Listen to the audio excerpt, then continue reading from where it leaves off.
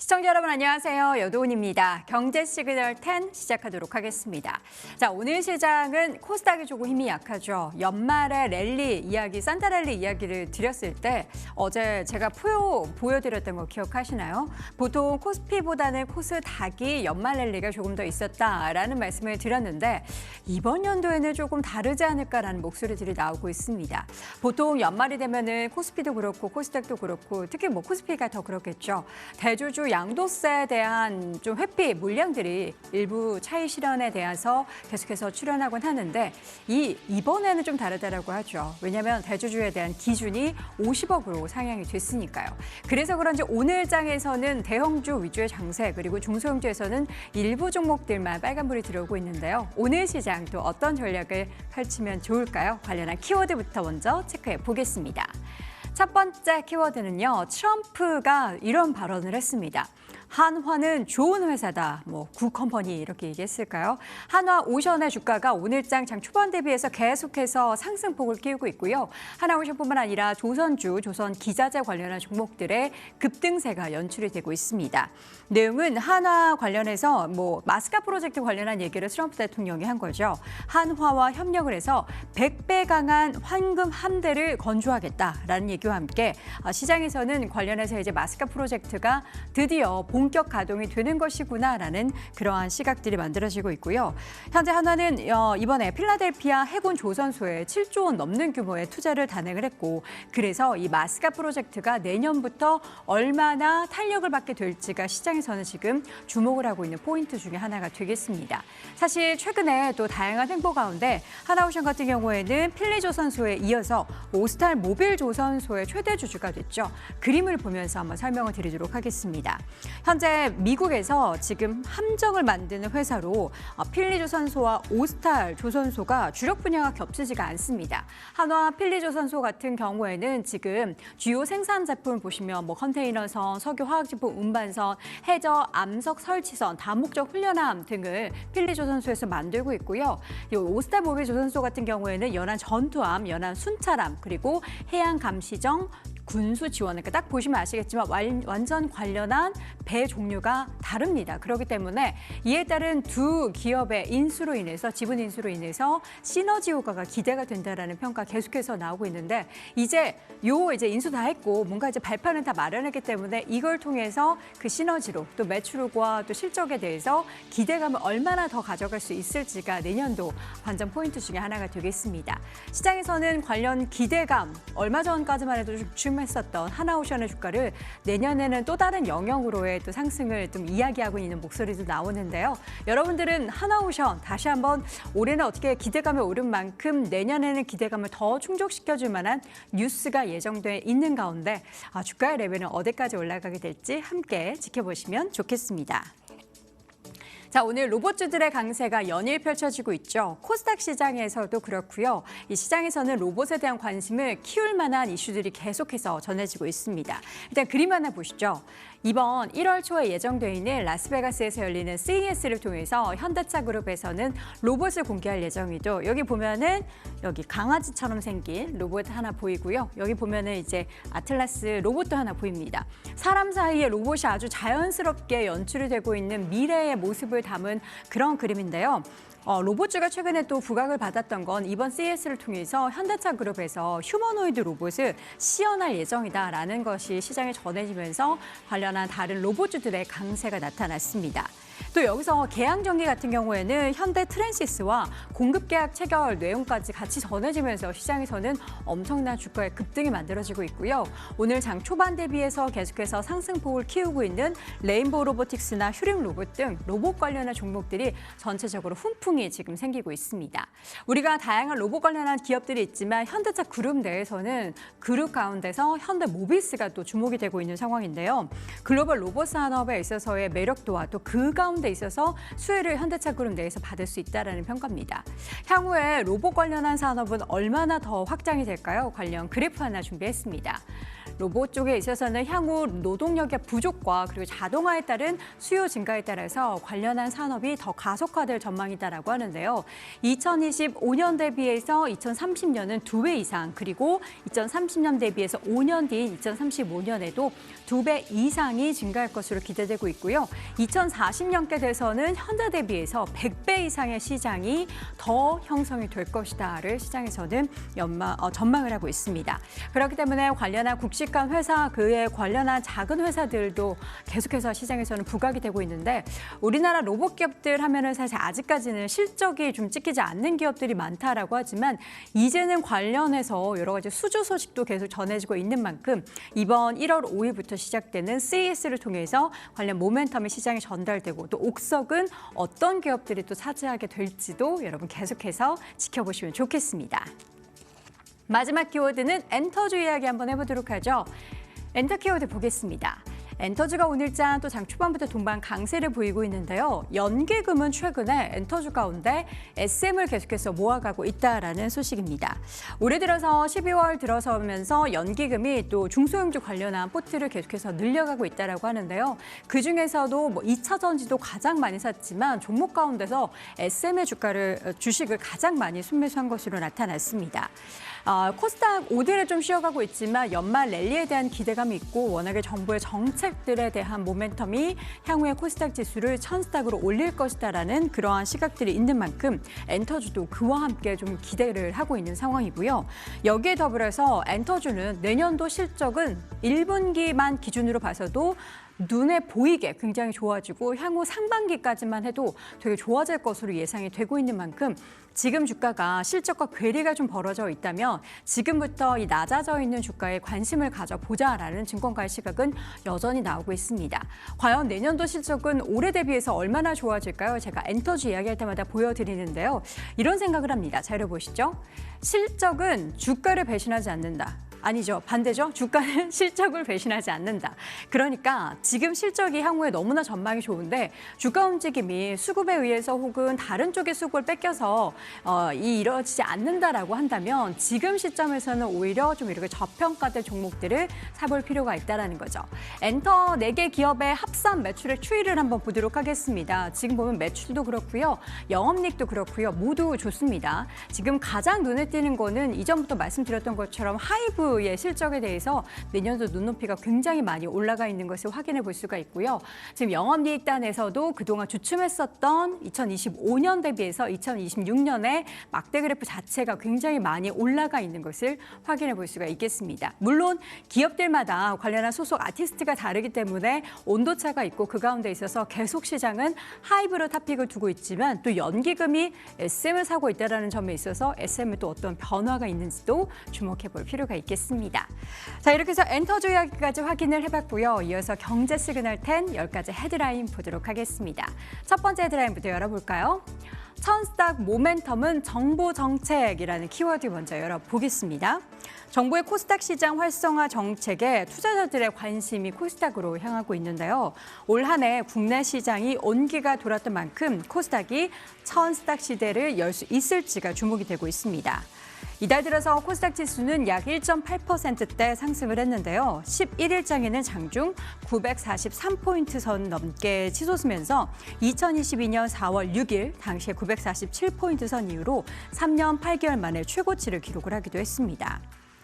업계에서는 최근 정부와 금융당국이 코스닥 활성화 정책에 힘입어 상승 모멘텀이 확대될 수 있다라고 보고하고 있고요. 금융당국은 상장 심사 및 또 폐지 기준의 재설계를 통해서 부실 기업을 퇴출하겠다라는 방침까지 밝히고 있습니다.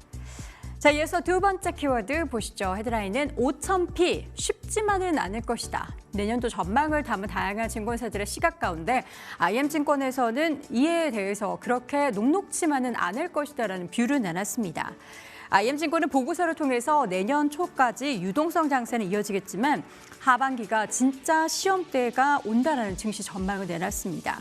올해 코스피가 재차 4,100선을 오가고 있는 것은 실적보다는 유동성에 대한 기대가 가까워진 영향으로 내년 1, 4분기까지 상단이 다소 높아진 박스권의 흐름을 반복하며 종목별로 차별화가 두드러질 가능성이 크다라는 분석입니다.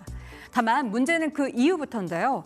내년 2분기 이후에 미국 경기 둔화 가능성이 가장 큰 변수라고 이야기하죠. AI 섹터 투자 사이클 역시 변화하고 있는 만큼 내년 하반기에는 주의할 필요가 있다라고 지적하고 있습니다. 내년 하반기 이후 경기가 둔화되고 유동성이 축소될 때 AI 버블론을 주의해야 한다라고 지적하고 있습니다. 자, 이어서 세 번째 헤드라인 볼까요? 미국 증시 더 간다고 하는데 우리나라 환율에 발목을 잡히고 있습니다. 미국 증시 관련한 산타랠리 기대감, 또 원화와 엔화의 동조화 현상 등 구조적인 여건이 고환율 가능성을 높이고 있어서 정부의 고민이 깊어질 예정입니다.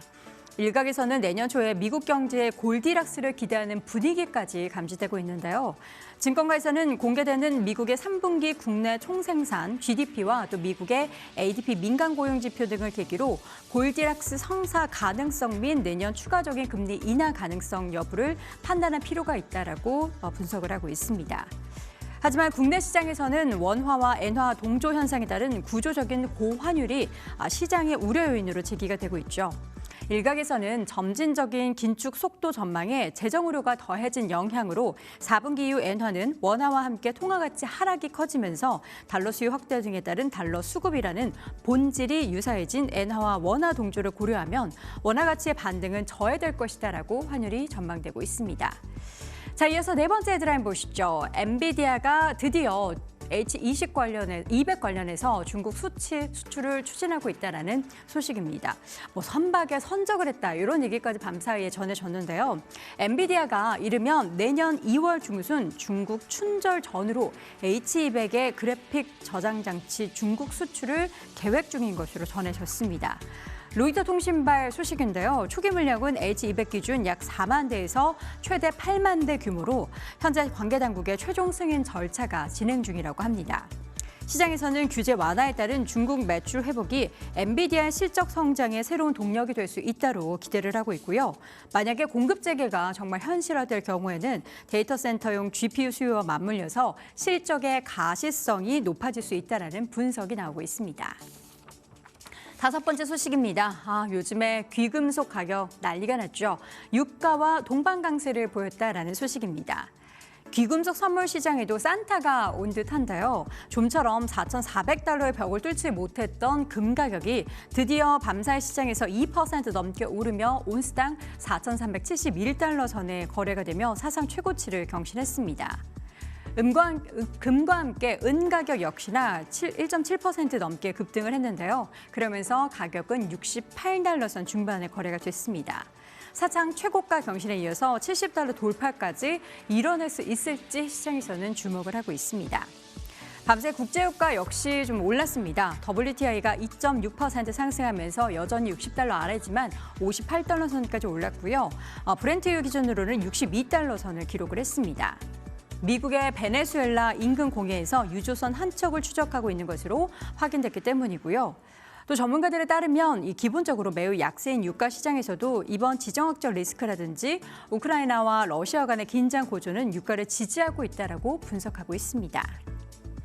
자, 이어서 여섯 번째 헤드라인 보시죠. 종목 이슈인데요. 스페이스X 관련한 최대 수혜주는 과연 어떤 것일까요? 여러분들도 최근 시장에서 이제 우주 관련한 종목들 관심 많이 가지실 텐데요. 오늘장 좀 급락하고 있기는 합니다. 스페이스X 관련한 최대 수혜주가 미래에셋 벤처 투자가 아닌 미래에셋 증권이다라고 짚었습니다. 그래서 오늘 미래에셋 증권의 주가가 오르고 있죠. 하나증권의 고현수 연구원은 실제 투자 구조와 규모를 감안할 때 스페이스X 투자에 따른 실질적인 수혜는 미래에셋 벤처 투자가 아닌 미래에셋 증권으로 집중될 것이다라고 설명을 했습니다. 고 연구원은 올 8월 기준 스페이스X의 기업 가치는 약 4,400억 달러 평가가 됐고 12월 기준으로는 최소 8천억 달러까지 거론되고 있다라며 상장 여부와 무관하게 스페이스X 관련 추가적인 평가 이익이 생길 가능성이 높다라고 평가를 했고요. AI나 우주 등 기타 혁신 기업의 투자분도 중장기적으로 실적 상향의 요인으로 작용할 전망이다라고 말했습니다. 오늘 그래서 미래에셋 벤처 투자의 주가는 급락 보이고 있고요. 미래에셋 증권은 상승세 보이고 있습니다. 주가 체크해 보도록 하죠.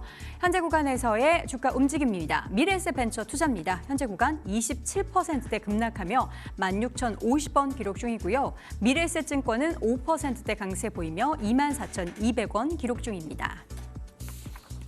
7번째 헤드라인 볼까요? 삼성전자 소식입니다. 삼성전자 내년에도 100조 클럽이라는 헤드라인인데요. 내용 보겠습니다. KB증권의 보고서입니다. KB증권은 내년 삼성전자의 HBM 관련한 HBM4 공급 물량이 확대되는 등 HBM 매출이 지금보다 3배 급증하는 상황이 가시권에 들어왔다라고 분석을 내놨습니다. 이와 함께 투자 의견은 매수, 목표 주가는 16만 원을 유지했는데요. KB증권 김동원 리서치 본부장은 삼성전자의 HBM4가 엔비디아의 시스템 인 패키징 테스트에서 최고 평가를 획득했다며 내년 HBM4 공급 물량 확대를 전망한다라고 말했습니다. 특히 내년 삼성전자 HBM 관련한 예상 출하량은 전년 대비해서 3배 증가한 112억 기가바이트며 D램 가격 상승을 기반으로 내년도 영업이익은 100조 원에 근접할 것이지만 전 세계 D램 업체 중에서 가장 초저평가 수준임을 감안하면서 앞으로의 주가 상승 여력은 높다라고 전망을 하고 있습니다. 자, 오늘장 삼성전자의 주가 체크해 보도록 하죠. 현재 구간에서의 움직임입니다. 계속해서 상승폭 더 확대하면서 1.63% 오른 11만 2,300원 기록 중입니다. 자, 8번째 헤드라인은 삼성바이오로직스 이야기인데요. 추가 증설이 지속될 전망이다. 올해도 그렇고 내년도 그렇고 계속해서 증설 모멘텀이 붙은 삼성바이오로직스 이야기입니다. IBK투자증권의 보고서입니다. IBK투자증권은 삼성바이오로직스에 대해서 중장기적으로 미국의 생산 능력의 확대 기조가 지속될 것이다라는 의견과 함께 투자 의견 매수, 목표 주가를 209만 원으로 유지했습니다. 어제 삼성바이오로직스는 글락소스미스클라인과 미국 메릴랜드주 락빌에 있는 휴먼 지놈 사이언스 바이오의약품 생산시설 인수 계약을 체결했다라고 전했는데요. 인수 금액은 우리나라 그 돈으로 4,147억 원으로 예상되는 매출의 기여도는 약 10% 수준으로 측정이 되고 있습니다. 미국과 또 우리나라의 생산 거점을 구축하고 있는 삼성바이오로직스는 추가적인 증설을 지속하면서 성장 프리미엄을 높일 것이다라고 시장에서는 이야기하고 있습니다. 자, 오늘장 삼성바이오로직스 주가 체크해 보도록 하겠습니다. 현재 구간에서의 흐름은 0.23%대 하락하면서 172만 원대 기록 중입니다. 자, 이어서 한화생명 9번째 헤드라인 보시죠. 배당 여력의 확대가 기대가 된다라는 헤드라인입니다. 한국투자증권은 한화생명에 대해서 앞으로 자본 비율 부담이 줄어들고 배당 여력이 확대될 것으로 기대를 했습니다. 투자 의견은 중립을 유지했는데요. 목표 주가는 제시하지 않았습니다.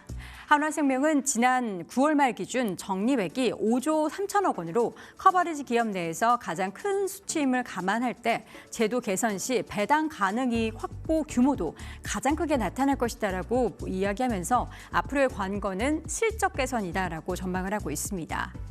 최근 유지율 개선과 또 계약 서비스 마진 순증 추세가 지속되고 있고 내년부터 본격적인 CSM 순증이 예상된다라는 내용도 덧붙였습니다. 자, 오늘장 한화생명의 주가 체크해 보도록 하겠습니다. 현재 구간에서는 4% 가까이 오르며 3,400원대 등락을 보이고 있습니다. 자, 마지막으로 10번째 헤드라인입니다. 개미 곡소리에 테마 경보가 떴다라는 건데요. 어느 쪽일까요? 로봇과 우주항공 관련한 테마주들이 연일 급등세를 보이는 가운데 9거래 연속 상한가를 기록한 천일고속과 동양고속의 주가가 돌연 급락세를 보였습니다. 두 종목은 서울시가 서울고속버스터미널 부지 재개발을 추진한다는 소식에 지난달 19일부터 급등세를 타기 시작했고요. 고속버스터미널 재개발 추진 소식이 나오기 전에 비교하면 10배 넘게 주가가 치솟았습니다. 전문가들은 지수가 강하게 상승하는 시기가 오면 해당 수급이 다시 한번 대형주로 옮겨갈 수 있기 때문에 급등하는 테마주에 있어서의 매매에 주의를 기울여야 한다라고 당부하고 있습니다. 포털사이트 종목토론방에 손실을 호소하는 글들이 또 올라오고 있다고 하는데요. 천일고속 종토방의 한 게시물은 50층 사람 살려요, 2억 원 물렸다라는 토로도 나오고 있다고 합니다. 자, 오늘장 두 종목 주가 움직임 보도록 할까요? 천일고속부터 먼저 보겠습니다. 현재 구간 6%대 하락하면서 25만 8천 원 기록 중이고요. 이어서 동양고속 보도록 하겠습니다. 9%대 하락한 7만 4,500원 기록 중입니다. 자, 이렇게 해서 오늘 종목 이슈까지 좀 체크를 해봤습니다. 오늘은 코스피와 코스닥 지금 엇갈려 있는 가운데 연말 장세에서는 어떤 전략이 필요할까요? 잠시 전략 확인해 보시죠.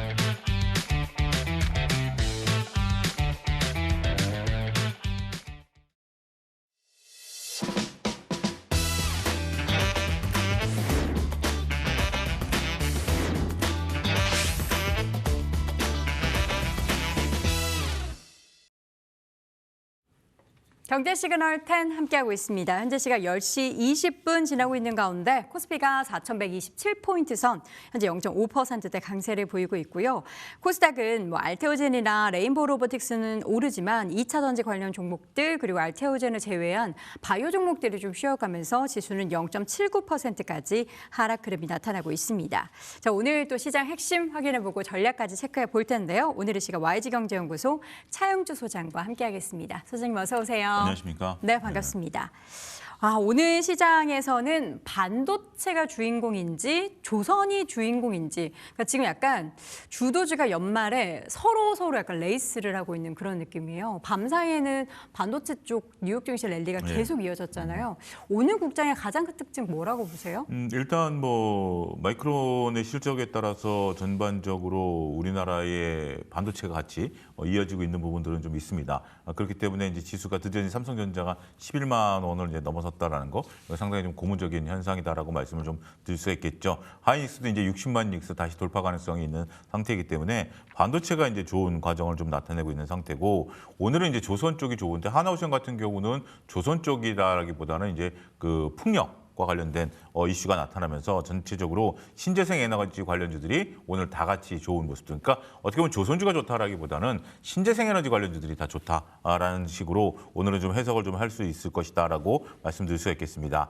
그리고 오늘 또 하나 시장에서 보이는 것은 엔터주들의 이제 강한 흐름들 좀 보여주고 있습니다. 엔터주들 같은 경우 물론 이제 중국에서의 공연재개 이런 부분들이 있긴 하겠습니다만 엔터주 차트를 한번 다 쳐봤어요. 그러니까 최근에 바닥에서 올라와서 똑같이 횡보를 하고 있다가 오늘 똑같이 그걸 다 뚫어주는 모습들을 나타나고 있거든요. 그래서 일단 엔터주들 같은 경우 중국에서 공연을 재개한다라는 것에 대해서 오늘은 SM이 가장 높은 상승률을 보이고 있고 나머지들이 이제 뒤따라가는 형국들을 보이고는 있습니다만 차트가 비슷합니다. 그렇기 때문에 전체적으로 봤을 때 이 차트가 비슷하다라는 것은 하나의 카테고리로서 어떤 특정 카테고리, 특정 종목이 올라간다라기보다는 전반적인 분위기가 좋아지고 있다라고 좀 봐야 될 것 같습니다. 일단 전체적으로 봤을 때 시장은 계속해서 조금 우상에 하려는 모습들 좀 보여주고 있고 연말로 갈수록 이제 이번 주에 이제 산타 랠리가 나올 것이냐라고 보면 그렇게 크게 기대하기는 어렵죠. 우리가 또 목요일 날 쉬니까 오늘 내일 금요일 또 금요일 날은 배당을 받을 수 있는 또 마지막 매수일이 되다 보니까 그런 매수세들이 좀 강하게 들어오지 않을까라고 보여지고 기대는 하고 있습니다만 아직까지 그런 움직임 보여주고 있지는 않고 있고요. 전체적으로 봤을 때는 내년에 1월 효과를 좀 기대할 수 있는 부분들은 분명 존재한다. 여전히 개인들이 매도 자금이 빠져나가지 않고 고객 예탁금으로 쌓이고 있다라는 측면에 있어서는 긍정적이고요. 환율이 지금 일단은 좀 불안감을 보이고 있죠. 1,500원 돌파 가능성이 이제 눈앞에 좀 들어와 있는 상태인데 그럼에도 불구하고 오늘 외국인들 매수세가 좀 잡히고 있다라는 거 이런 것들은 시장을 긍정적으로 볼 수 있는 중요한 요소가 되지 않을까 말씀드릴 수가 있겠습니다. 네, 시장 특징을 전반적으로 쭉 한번 훑어주셨는데요. 그러면은 관련해서 오늘 시장 키워드를 통해서 조금 더 자세하게 이야기를 좀 풀어보도록 하겠습니다. 첫 번째 키워드는 우주항공주고요. 이어서 두산에너빌리티, 삼성전자, 한미반도체, HD현대마린, 그리고 ICTK와 미래에셋증권, 올릭스, 한샘, 고영까지 보겠습니다. 요새 이제 우주가 난리가 났죠. 네. 미국에서 밤사이에 로켓랩의 주가가 연일 급등 보이고 있고 스페이스X 상장이다. 예, 그렇죠. 사실 그리고 미국에서도 트럼프가 아예 행정명령을 내리기도 했지만 국내에서도 이제 우리가 우주 쪽에 있어서의 산업에 또 뒤처지면 안 된다고 하면서 나름의 또 이제 정책적인 또 드라이브를 좀 걸고 있잖아요. 우주는 지금 아직까지는 테마입니까? 아니면 이제 산업으로 보실 수 있겠습니까? 지금은 이제 테마다라고 저는 볼 수 있어요. 그러니까 이제 산업이다라는 게 개화를 해서 이번에 우주가 이제 실질적으로 우리가 주식 투자자들은 돈을 벌어야 되는 거 아니겠습니까? 돈을 벌어야 되는 건데 미국 같은 경우 이제 스페이스X가 지금 저렇게 성공할 수 있었던 이유 중에 하나가 규모의 경제를 달성했다라는 겁니다. 그러니까 이제 나사 같은 경우가 몇 년에 한 번씩 미사일을 발사한다? 이거는 다 그 정부 돈으로 발사를 하는 거죠. 하지만 스페이스X 같은 경우는 수시로 미사일을 위성을 발사하고 우주와 관련된 일들을 하고 있고 그것을 이제 통신 위성을 통해서 스타링크를 통해서 돈을 벌고 있는 그러한 구조이기 때문에 규모의 경제를 달성한 대표적인 케이스다라고 볼 수 있겠죠. 하지만 국내 같은 경우는 아직까지도 우리가 이제 이것을 돈을 버느냐라는 문제입니다. 이번에 이제 대통령 업무 보고에서 우리가 누리호 발사를 1년에 한 번씩 하면 어떻겠느냐라고 이제 그 대통령께서 제안을 했죠. 그 이유가 가장 중요한 건데요. 이번에 우리가 한빛나노 위성을 발사를 하는데 우리나라에서 발사하는 게 아닙니다. 브라질에서 발사를 하죠. 왜요? 그 이유가 우리나라에서 아직까지 그렇게 할 수 있는 비용 면이나 이런 부분들이 좀 약하다라는 거죠. 네. 기존에도 우리가 이제 위성을 발사할 때 브라질이라든지 러시아를 이용해서 위성을 발사한 경험이 있고요. 이번에 대통령과의 말을 연결을 해보면 우리도 어떤 그런 레퍼런스를 자꾸 쌓아 나가다 보면 다른 나라들에서 위성을 발사하는 것을 우리가 위탁 발사할 수 있는 거거든요. 그랬을 때 결국 이윤이 남는다라는 겁니다. 아직까지는 우리나라는 이제 누리호 발사가 이제 3차례 정도 발사를 한 상태이기 때문에 레퍼런스가 없는 거예요. 네. 그래서 다른 나라에서 그 물건을 받아오기 어렵다라는 측면에 있어서는 지금 우주 산업은 뭐 앞으로 오는 이제 우주 시대가 좀 오기는 하겠죠. 하지만 그런 부분들을 놓고 보면 아직 우리나라 시장만 놓고 보면 너무 좁은 시장이고요. 그렇기 때문에 테마다라고 말씀을 좀 드리는 거고 미국은 산업화가 됐어요. 이미 어느 정도 산업화가 된 부분들이 있지만 우리가 뭐 미국 같은 경우는 AI를 통해서 어느 정도 이제 돈을 벌는 가시성이 보이는 부분들이지만 우리나라가 이제 플랫폼에 대해서는 아직까지 돈을 못 버는 것처럼 그러한 어떤 미국과 우리가 좀 구분해서 볼 필요는 있겠다. 그러다 보니까 주가의 움직임 같은 경우도 우리나라에서는 조금 단락적으로 움직이는 모습들이 나타나는 대표적인 현상이 아니겠나 이렇게 말씀드리겠습니다. 그러면 우주항공주가 테마라면은 이게 예. 뭔가 그러니까 우리가 속칭 이제 약발이 떨어지는 그 구간이 분명히 있을 텐데 그렇죠. 오늘도 보면은 뭐 우주항공 관련한 테마다라고 하면서 네. 그동안에 미래에셋 벤처 투자의 급등 그리고 쉬어갈 때 미래에셋 증권이 또 진짜 수혜주다면서 또 올라가잖아요. 아직은 또 유효하지 않나.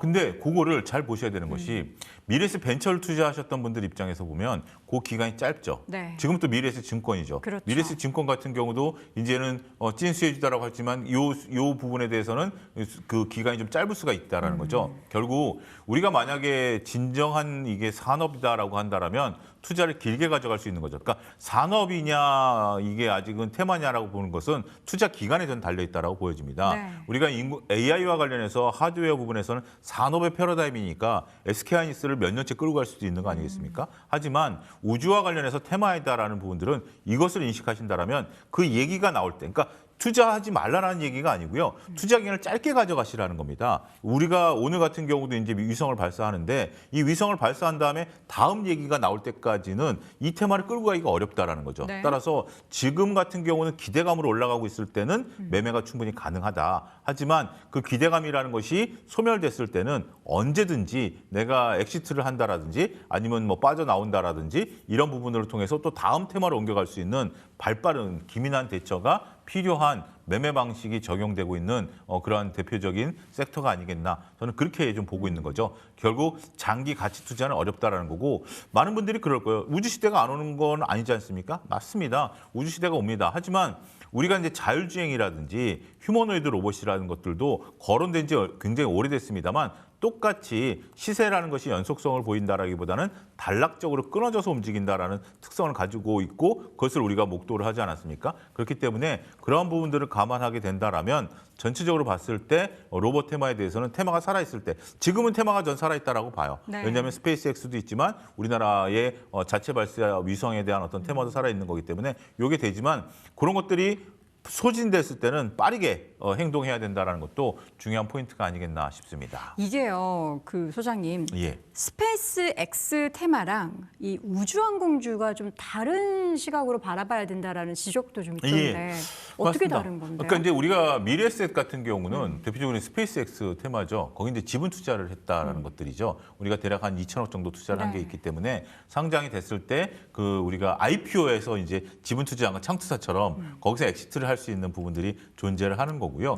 나머지 우주 테마 같은 경우는 우리가 이제 위성을 이제 미국에서 발사했다라든지 스페이스X가 성공을 했다라든지 우리가 이번에 뭐 그 누리호를 발사를 성공했다라든지 아니면 한빛 나노호가 성공했다라든지 네. 이럴 경우에 우주항공주들이 다 같이 한번 들썩들썩 거리는 부분들이 있죠. 여기에 무엇을 납품했다라는 부분들도 있는데 네. 그러면 그건 수혜주 아니냐라고 하는데 이게 연속성이라는 거죠. 보통 우리가 핸드폰 같은 경우 납품을 하게 되면 거기에 부품주는 최소한 뭐 수십만 개, 수백만 개의 부품을 납품하지만 이번에 한 번 납품하고 그 다음 분기에는 그런 게 안 잡히지 않습니까? 네. 그런 어떤 차별점을 구분하실 필요가 있어요. 매우 적절하신 지적인데요. 우주항공이라고 해서 다 같은 우주항공은 아니죠. 네. 우리가 스페이스X와 관련해서는 이미 잘하고 있지만 상장과 관련된 이슈고요. 그다음에 국내에서 우주항공에서는 우주항공과 로켓을 발사할 때마다 하나의 테마가 형성된다. 이렇게 구분하실 필요가 있지 않을까 싶습니다. 자, 그러면 지금 우주항공주에 대한 전략 전략은 어느 정도 수익을 보신 분들은 좀 팔아야 될 그런 시점이라고 보시나요? 그렇죠. 이것은 이제 적절하게 그러니까 꼭대기에 판다라는 것이 상당히 어려운 부분들이고요. 네. 내가 수익을 좀 봤다라고 본다라면 이번에 미래에셋 벤처 투자에서 보여지듯이 급등락이 이어질 수 있는 부분들이 분명 존재를 하거든요. 네네. 더군다나 이게 테마주들이다라는 것들 중에 특징 중에 하나가 테마가 식었을 때는 다른 분들이 안 들어온다라는 거죠. 그러니까 지금 이제 테마가 형성이 됐을 때는 많은 분들이 관심을 갖고 이것을 가져야 된다라고 생각을 하지만 테마가 식었을 때는 싸그리 싹 식어버리면서 그러니까 어떻게 보면 주가가 빠지는 이유 중에 하나가 매도세가 많다라기보다는 매수세가 없어서 팔려는 사람들은 많지만 매수세가 없어서 주가가 저는 밀린다라고 생각을 하거든요. 그런 부분들이 있기 때문에 지금 만약에 이익 단계에 있다라면 서서히 분할 매도 관점에서 이익을 한 번씩 챙겨감으로써 정확히 한 타임에 팔기는 어렵기 때문에 그런 부분들에 있어서 이익을 좀 챙기는 것도 좋은 전략이 된다. 어차피 또 지금 여도원님 말씀하셨다시피 우리가 이제 뭐 조금 전에 뭐 자산주들 좀 몇 개, 두 개를 거론하지 않으셨습니까? 그러면서 거론하셨던 게 앞으로 대형주들이 올라가게 되면 그쪽으로 또 수급 이동이 일어날 수도 있는 부분들이기 때문에 지금은 어떤 우주항공 테마가 주로 이루고 있습니다만 내년도에 만약에 대형주들이 다시 움직이게 되면 그 자금을 그쪽으로 또 이동해야 되는 면도 분명 존재를 할 것으로 보기 때문에 지금 구간에서는 현금화 전략도 한번 고민해 보시기를 권고해 드리겠습니다. 우리가 지금은 테마지만 예. 결국에는 우주로 그렇죠. 가잖아요. 네. 그러면 물론 뭐 너무 긴 호흡이라고 생각할 수도 있겠지만 그렇죠. 뭐 하나 에어로스페이스라든가 예. 한국항공우주라든가 예. 우리나라 기업들도 네. 이제 우주에 뒤처지지 않기 위해서 무언가 계속 이제 미래 청사진을 그려갈 텐데 네. 긴 호흡으로 투자하기는 지금 조금 이른가요? 조금 저는 그런 것 같아요. 그러니까 어떻게 보면 자율주행하고는 좀 다르겠죠. 네. 자율주행 같은 경우는 결과가 언제인지는 아직은 모르지만 그쵸. 우주항공 같은 경우는 자꾸 이제 대통령도 언급을 했다시피 가능성이 눈앞에 자꾸 보이는 거죠. 이 성공 확률이 높아지게 된다라면 생각보다 빠르게 이제 2분 포인트 우리가 이제 BP를 넘어설 수 있는 부분들이 있다라고 보는 거죠.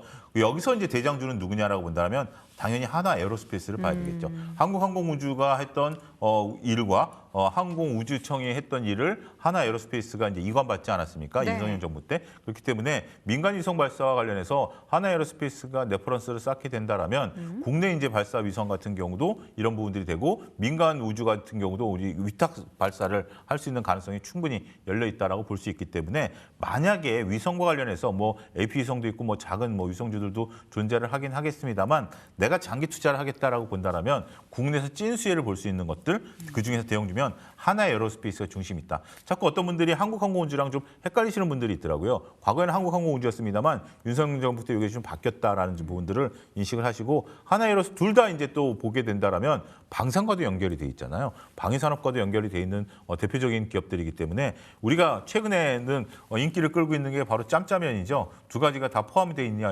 여부이기 때문에 현대 로템 같은 경우, 그다음에 두산 에너빌리티 같은 경우, 그다음에 하나 에어로스페이스 같은 경우 각각 두에빌 같은 경우는 원전과 그 가스터빈이 연결돼 있고 현대로템 같은 경우는 지하철 그러니까 이제 철도 차량과 그 이제 자주포가 연결이 돼 있고 네. 이런 부분들이기 때문에 하나 에어로스페이스를 탑픽으로 본다라고 말씀드리겠습니다. 알겠습니다. 우주항공주는 어쨌든 최근에는 다양한 소식들, 이슈와 함께 주가의 급등이 펼쳐졌는데요. 우리나라와 이제 미국과는 약간은 또 결이 다르죠. 실제로 우리가 이제 미국 같은 경우에는 뭐 로켓, 뭐 위성을 계속 이제 발사하고 있는 기업들, 실적이 내고 있는 그런 기업들이 많기 때문에 어떻게 보면 가시성이 있는 그런 내용들이 있겠지만 우리는 아직까지 그런 부분들이 좀 미약하기 때문에 긴 호흡으로 본다라고 했을 때는 지치실 수 있어서 조금 천천히 관련한 시장에 있어서의 전략을 마련해 보셔야겠습니다. 자, 이어서 두 번째 키워드는요. 한미반도체입니다. 어제 삼성전자와 SK하이닉스의 주가가 뭐 4%, 6% 오를 때 한미반도체의 주가는 9% 올랐습니다. 물론 오늘은 상대적으로 좀 덜 오르긴 하지만 한미반도체가 여전히 명실상부 TC 본더 분야에서 지금 세계 1등이죠. 그렇습니다. 70% 이상의 점유율. 예, 그러니까 뭐 삼성과 소위 맞짱을 떴던 네. 기업 아니겠습니까? 맞짱. 맞짱. 예, 예. 뭐 이제 법정에 소속을 갔으니까 저는 이제 그렇게 그 표현도 과하지 않다라고 생각을 네. 하는데 뭐 방송용으로 적절한지 모르겠습니다만 어찌됐든 이게 이제 TC본더라는 것도 그다음에 이제 적층 구조에 있어서 이 정말 한미반도체가 갖고 있는 기술력은 대단하다라는 거죠. 이제 약 15년 전에 삼성과 이제 기술 특허 문제를 가지고 한번 법정 분쟁이 있어서 삼성을 눌렀던 어떤 기염을 토했던 부분들이라는 거죠. 그러다 보니까 이제 하이닉스와 손을 잡고 우리가 이제 HBM 시장에 있어서 진출을 했고, 요거를 피하기 위해서, 그러니까 이제 요 TC 본도라는 것이 결국은 제가 이제 제 손바닥이 하나의 디램이라면 이 디램을 쌓는 과정에 있어요. 그래서 이제 이 손가락처럼 이렇게 꼬챙이를 꽂아야 되는데 이게 안 되다 보니까 삼성이 여기다가 이제 뭐 발열판을 붙인다라든지 뭐 테이블 붙인다라든지 이러면서 발열 문제를 결국 해결 못하는 아주 중요한 역할을 하고 있는 한미반도체다라고 말씀드릴 수가 있겠습니다. 그렇지만 이제 한미반도체가 몇 가지 이슈가 있었죠. 그동안에 그러면서 주가 조정을 좀 받았습니다만 다시 그러면서 이제 이스페타시스가 대안으로 나서기도 하긴 했었습니다. 하지만 이제 한미반도체가 역시 그 기술력을 바탕으로 해서 우리가 이제 그 앞으로 주가 퍼포먼스를 보일 가능성은 충분히 있다라고 보는 것이고요. 그다음에 이제 부품 소재주들에 대한 관심들이 앞으로 더 커질 가능성도 저는 있다라고 보는 거죠. 우리가 어쨌든 삼성전자와 SK하이닉스가 50일 신고가를 뚫어줄 때 그 다음부터 움직이는 것들이 뭐다? 바로 소부장들이 따라 올라가는 부분들이 있었습니다. 그러니까 대장주들이 자리를 잡고 나면 바로 소부장들이 움직일 수 있는 부분들이 있기 때문에 그동안에 움직였었던 부분들. 이 한미반도체 차트를 오늘 놓고 보면 제가 상당히 좋아하는 형태의 차트예요. 어떤 차트인데요? 전날 급등하고 그 다음날 잠깐 쉬는 거예요. 그러면 어제 이제 만약에 시장에서 불안감을 느끼신 분들 입장에서 보면 수익 구간이기 때문에 물량이 나와야 되는데 네. 물량이 안 나오는 거죠. 거래도 오늘 좀 상당히 많이 붙었는데 오늘 지금 시작한 지 1시간 반 되지 않았습니까? 네. 거래량도 많음에도 불구하고 이것은 충분히 다 받아내고 있다라고 보면 저는 오늘 빠르면 내일부터 움직이고요. 늦어도 다음 2, 3일 뒤에는 움직이는 차트거든요. 그러면서 뭐 단기가 됐든 중기가 됐든 수익을 낼 수 있는 구간이기 때문에 제가 증권사 다닐 때 이런 모양이면 고객들한테 추천을 좀 많이 드렸던 차트 모양이기 때문에 여러분들 각각 좋아하시는 차트 모양이 있을 겁니다. 딱 오늘 한미반도체 차트를 쳐보고 야, 이거 차트가 참 이쁘다라는 생각을 좀 했는데요. 네. 그런 관심을 단기적으로 갖는 것도 하나의 좋은 전략이 되지 않을까 싶기도 합니다. 알겠습니다. 한미 반도체 같은 경우에는 사실 최근에 반도체 상승에 있어서 다소 좀 소외를 받은 그런 부분들도 있는데 반대로 오히려 그래서 더 매력이 있는 그런 구간이다라는 말씀이신 거잖아요. 그 밖에도 다른 소부장들은 어떤 키워드를 가지고 종목을 좀 선별을 해야 되는 걸까요? 지금 이제 우리가 코스피 쪽에 이제 한미반도체와 이스페타시스를 봤는데요. 네. 우리가 이제 고용이란 리노국 같은 경우 코스닥이지 않습니까? 네. 지난주 금요일날 정부가 이제 코스닥 시장에 대해서 조금 뭐 활성화 대책까지는 아니더라도 대책을 좀 마련했어요. 네. 그러면서 이제 우리가 연기금의 코스닥 투자를 일정 부분을 할애하겠다라는 부분들이 있었고, 그다음에 뭐 퇴출이라든지 IPO 뭐 이런 규정들을 이제 내놨습니다. 언론들이 별로 주목은 하지는 않았습니다만 그 부분을 꼼꼼히 봐야 되겠고, 그러면 가장 수혜를 볼 것이 무엇이냐? NH투자증권과 SK증권에서 리포트를 냈더라고요. 네. 두 군데 증권사만 리포트를 내서 보니까 우리가 이제 제약바이오라든지 2차 전지는 조금 이제 세모예요. 어쨌든 이익이 좀 나야 되는 부분들이 있어야 되기 때문에 네. 반도체 소부장이 오히려 수혜를 볼 것이다. 라는 또 뉘앙스를 좀 상당히 많이 보여줬습니다. 네. 특히 이제 반도체 소부장 같은 경우 그동안 수급이 안 들어와서 외국인과 기관들의 수급이 안 들어와서 코스피 대비해서 상대적으로 조금 저평가를 받아왔었다라는 부분들을 놓고 보면 이제 코스닥 시장도 우리가 이제 조직도 이제 개편을 함으로써 코스닥 시장 활성화 정책을 거의 그에 준하는 정책을 펼치게 된다라면 이익이 나고 있는 기업들에게 대해서 결국 외국인과 기관들이 들어올 수 있는 거 아니겠습니까? 2차 엔진 좀 아니죠. 그다음에 제약바이오는 이제 선별적이죠. 그렇고 나서 보면 특히 IT 부품 쪽들이 결국은 한 단계 레벨업할 가능성이 있다라고 보는 거기 때문에 단순하게 우리가 한미반도체 이스페타시스뿐만이 아니라 이노홈이나 고영 같은 코스닥 대장주들에 속한 종목들도 눈여겨보실 필요가 있지 않을까 말씀드릴 수가 있겠습니다. 네, 지금 상황 속에서 사실 우리가 투자할 수 있을 만한 반도체 관련한 내용들이 참 많아요. 근데 네. 이제 사실 어렵잖아요. 네. 예, 관련한 뭐 소부장단 들어가면 그 부품에 대해서도 막 네. 알아야 되고 TC 본더까지 아는 것도 되게 힘들었거든요. 그런 분들은 네. 그냥 사실 대형주 따라가도 괜찮을 것 대형주 같긴 한데. 따라가는 것들이 가장 좋고요. 그다음에 이제 우리가 뭐 여러 가지 나는 조금 좀 공부를 하고 싶다라고 한다라면 반도체는 이제 전공정과 후공정으로 나누게 되는데요. 네. 전공정이다라고 한다라면 제가 이제 종이를 한 장 드리겠습니다. 우리가 이제 여러분들 이제 동그란 원판, 반도체 원판을 이제 이걸 비유를 하는 거예요. 그것을 만드는 것이 것까지가 전공정이고요. 이거는 이제 잘라가지고요. 이렇게 붙이고 저렇게 붙이고 포장하는 게 후공정인데 우리가 이제 기존의 반도체라면 전공정들을 봤는데 지금의 이제 HBM 시대는 이제 후공정입니다. 그러니까 이렇게 여기까지는 만드는 거는 기술 격차가 없어요. 근데 이거를 이제 어떻게 잘라가지고 어떻게 이렇게 붙이느냐, 이거를 뭐 위로 쌓느냐, 놨느냐 이 문제에서 여러 가지 기술 격차가 좀 벌어지고 있는 거기 때문에 공부를 하신다라면 후공정과 관련된 기업들을 집중적으로 공부를 하셔서 그와 관련된 주식만 오롯이 보셔도 좋은 수익이 나지 않을까 이렇게 설명드릴 수가 있겠습니다. 그러면은 우리가 이제 한미 반도체 얘기도 하긴 했지만 저는 이제 사실 그런 전공정, 후공정 이런 것도 이제 어려우면은 네. 그냥 삼전 닉스 사자 이런 그렇죠. 예, 생각이거든요. 그것도 좋은 전략이에요. 근데 연말 연초에 예. 지금 삼전 닉스가 최근에 또 주가가 네. 약간 올라왔단 말이죠. 그렇습니다. 삼성전자가 다시 이제 11만 원 박스권 넘었죠. 상단까지 예. 올라왔고 SK하이닉스는 박스권 상단까지는 아니 네. 60만 원 회복은 하지 않았지만 58만 원대까지 올라왔어요. 지금 시점에서 이 두 종목을 사는 가격 메리트가 있는지 연말에 삼성닉스를 신규 목표는 접근하고 싶으신 분들은 지금 시점도 괜찮은지가 궁금해요. 두 종목 다 저는 욕심을 한번 내보십시오라고 말씀을 좀 드리고 싶어요. 욕심이라면 사도 좋다. 된다. 더군다나 지금 이제 26일 크리스마스 다음 날, 네. 크리스마스 다음 날 배당을 받을 수 있는 유일한 날이 마지막 날이거든요. 26일까지 사야 까지 되죠. 사야 됩니다. 왜냐하면 우리가 이제 30까지 화요일까지 주식시장이 영업을 네. 하니까 우리가 3일 수도 결제이기 때문에 26일 날 주식을 사야 30날 보유를 하는 거고 네. 29일 날 팔아도 상관은 없어요. 뭐 그 복잡한 얘기 말고요. 일단 배당을 좀 받으십시오라고 권고해드리겠습니다. 배당 받아라. 배당을 받고 그다음에 주가가 약간 조정이 있더라도 결국 내년도의 경제 전망치를 보면 내년도 우리가 상장사들의 영업이익을 증권사들이 보면 400조 정도 날 걸로 보는데 삼성과 하이닉스가 200조 담당할 걸로 봅니다. 둘이 200조 담당할 걸로 보니까 네. 둘이 믿고 배당까지 받게 되면 무위험 그 수익 아니겠습니까? 그렇죠. 저는 욕심을 한번 내보시는 것도 좋겠다라고 여기서 좀 더 싸게 사는 것보다 배당 받으시는 게 좋지 않을까 싶습니다. 네.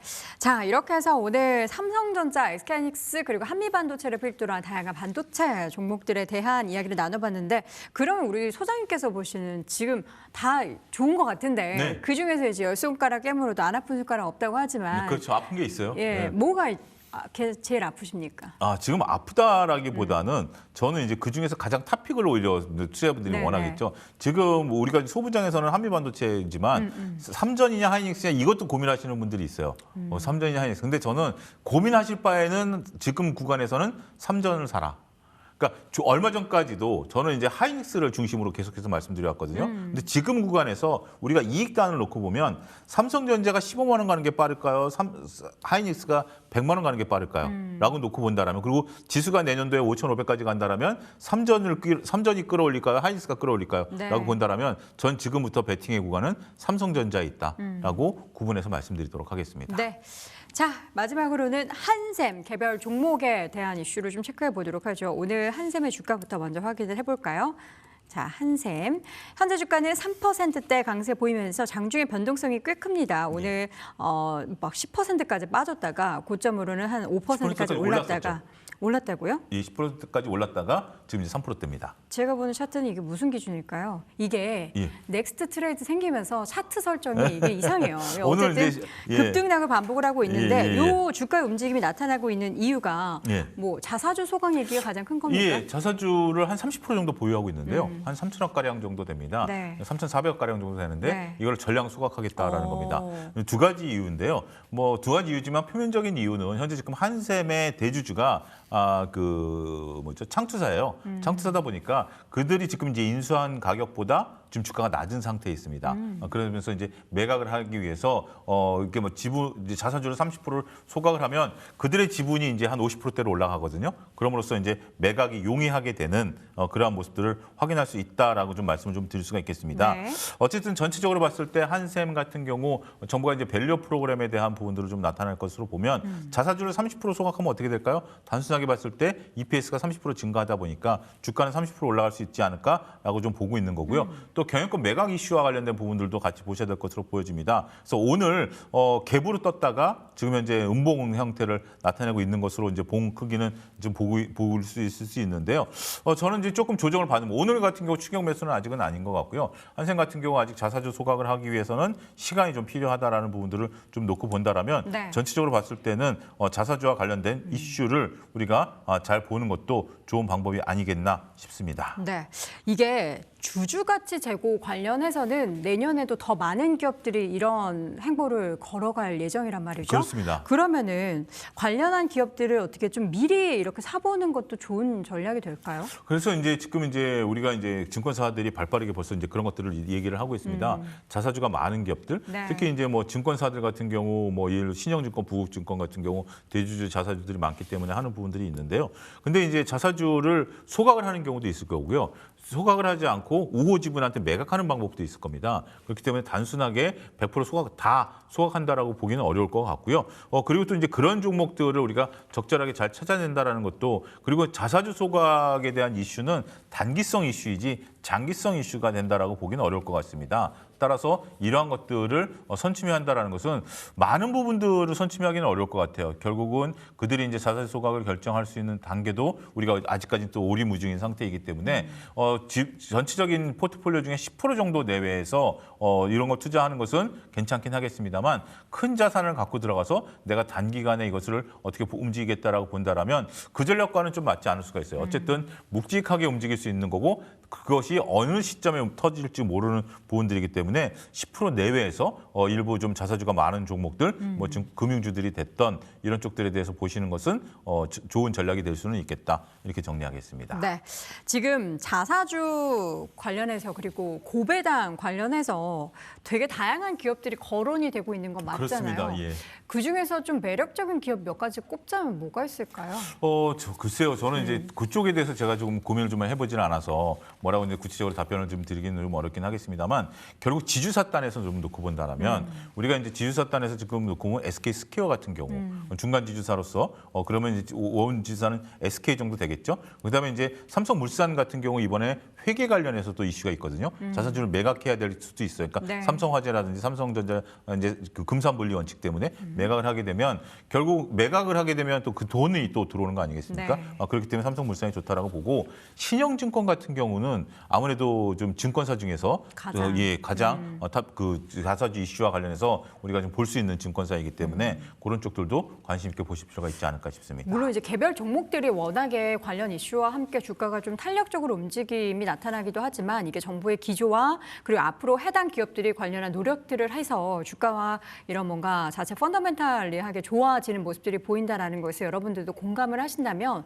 관련된 ETF도 굉장히 많이 시장에 또 거론이 되고 있기 때문에 그런 쪽 투자도 나쁘지 않을 것 그렇죠. 같아요. 우리가 이제 배당이라든지 자사주 소각과 관련돼서 부분들을 놓고 보면 특정 기업을 찍기가 좀 어렵죠. 네. 그 대안으로서 가장 좋은 것이 ETF다라는 개념으로 놓고 보면 이 방금 말씀하신 그 ETF를 투자하는 관점에서의 접근도 충분히 유효할 수 있겠다. 이렇게 정리가 가능하겠습니다. 지금 사실 셀트리온 같은 경우에도 네. 자사주 소각 관련해서 이슈가 계속 있잖아요. 네. 근데 이제 최근에야 주가가 좀 레벨을 한번 올려와 있긴 하지만 네. 정말 답답한 주가 움직임을 나타내고 있거든요. 그렇죠. 그러니까 내년도 네. 실적 얘기도 좀 좋게 얘기 나오고 있긴 한데 주가가 가장 좀 플랫한 바이오주 중에 하나인 셀트리온은 어떤 관점으로 보실까요? 일단 뭐 그러니까 이게 자사주 투자가 어려운 것 같아요. 그러니까 자사주 이슈로서 투자하기 좀 어려운 것 같고 네. 지금 이제 셀트리온 같은 경우 추세가 형성이 안 됐다라는 것이 그러니까 우리가 이슈는 다들 아실 거예요. 셀트리온 같은 경우 현재 지금 미국에서의 어떤 매출이 좀 증가하고 있을 것이다. 그다음에 뭐 유럽에서의 판매 허가도 좀 난 상태다. 그다음에 이제 뭐 자사주 소각에 대한 이슈 다 그런 것들이 반영이 됐는데 투자자들이 반응을 안 하는 것 같아요. 네. 그래서 지금 셀트리온을 만약에 매수 관점에서 보고 계시다라면 여기서 지금 이제 18만 3천 원인데 오히려 19만 원 뚫어주는 상태에서 거래량이 늘어났을 때 투자자들이 관심을 가질 때 그때 접근하는 것이 방법이지 지금은 계속해서 정말 감나무 밑에서 입 벌리고 있는 것 같아요. 감이 언제 떨어질지 모르는 상태이기 때문에 지금 이런 횡보 구간에서는 추세가 형성되지 않은 구간에서 매매는 쉽지 않은 구간에 지금 들어가 있다라고 설명을 드릴 수가 있겠습니다. 네. 자, 이어서는 이제 오늘 탑픽을 한번 골라보도록 하겠습니다. 오늘 탑픽 뭐 가지고 오셨어요? 오늘 이제 신재생 에너지 관련주들이 상당히 조금 관심을 좀 받고 있는데요. 그래서 한화솔루션을 좀 말씀을 좀 드리도록. 한화솔루션. 오늘 같은 경우 이제 한화오션이 이제 급등을 하면서 어차피 이제 그 한화솔루션 같은 경우도 같이 좀 움직이고 OCI홀딩스 같은 경우도 오늘 전체적으로 움직임이 동일하게 움직인다라고 말씀드릴 수가 있겠습니다. 근데 상당히 재밌는 것은 오늘 이제 갭으로 떴는데요. 갭으로 뜬 상태가 이제 그렇게 높게 갭은 안 떴어요. 한 3% 정도 갭으로 떠서 5%대까지 갔다가 지금 이제 3%대를 유지하고 있는 상태인데 딱 정중동 상태에서 거래량이 좀 분출하고 있습니다. 어제 거래량을 벌써 넘어섰어요. 어제 거래량을 넘어선 상태지만 주가가 밀리지 않고 있다는 것이 고무적인 부분들이고요. 최근에 오늘은 이제 끝나봐야 알겠습니다만 이틀 동안 외국인과 기관들이 들어왔어요. 그리고 오늘 갭으로 떴어요. 그 부분을 놓고 보면 수급도 외국인과 기관이 26,700원서부터 이틀 동안 양매수가 들어온 상태에서 오늘은 이제 갭으로 뜬 건 이슈가 있었으니까 뜬 거죠. 결국 이들이 그 엑시트하려고 띄운 것은 아니다라는 측면에 있어서 보면 이들과 맞물리면서 공교롭게도 맞물리면서 이 수급과 지금 신재생 에너지와의 관심이 같이 맞물리고 있다라고 본다라면 우리가 충분히 공략해 볼 수 있는 요소가 되는 거 아니겠나. 한화오션 같은 경우는 오늘 뉴스를 보고 했으면 갭으로 떴으니까 놓친 거 아니겠습니까? 네. 그렇기 때문에 놓치지 않은 종목에서 우리가 보려면 한화솔루션을 볼 필요가 있겠다. 목표가는 33,000원 제시해드리겠고요. 손절가는 27,000원 제시해드리도록 하겠습니다. 사실 최근에 미국 시장에서 그 태양광 관련한 종목들이 움직임은 꽤 좋거든요. 그렇습니다. 계속 예. 우상향 보이는데 우리나라 태양광 관련한 종목들은 영 이렇게 힘이 없는 거는 무슨 이유 때문일까요? 우리나라 이제 신재생 에너지와 관련된 투자가 생각보다 좀 많이 일어나고 있지 않다라는 것들이고요. 중국산 그 원료를 많이 쓰다 보니까 네. 미국에 있어서의 이제 관심도 상당히 좀 떨어져 있다라고 좀 말씀드릴 수 있겠습니다만 또 이재명 정부가 우리가 원전을 하는 과정에 있어서 틈새 전략으로서 신재생을 하겠다라는 것들이고 네. 얼마 전에 이제 그 국정 업무 보고에서 우리가 이제 풍력과 태양광에서 지금 대통령께서 언급을 하셨죠. 풍력을 우리가 할 필요가 있느냐? 훨씬 태양광이 훨씬 더 가격 경쟁력이 있는데 라는 부분들을 언급을 직접 하셨거든요. 네. 단가 갖고 이제 언급하는 짤을 제가 봤었는데 그런 부분들을 놓고 보면 근데 어쨌든 뭐 한화오션이 풍력과 관련된 그런 수주를 해왔고 그다음에 이제 한화솔루션 같은 태양광 관련된 이슈가 있기 때문에 네. 신재생과 관련된 부분들은 원전 시장과 다르게 틈새 전략으로서 유지될 가능성이 있지 않겠는가 말씀드릴 수가 있겠습니다. 알겠습니다. 오늘 오랜만에 또 신재생 에너지 관련 종목 한화솔루션을 탑픽으로 한번 확인을 해봤고요. 목표 주가는 33,000원, 손절가는 27,000원으로 제시해 드리도록 하겠습니다. 자, 오늘 이 시간 YG경제연구소 차영주 소장과 함께했습니다. 소장님 고맙습니다. 감사합니다.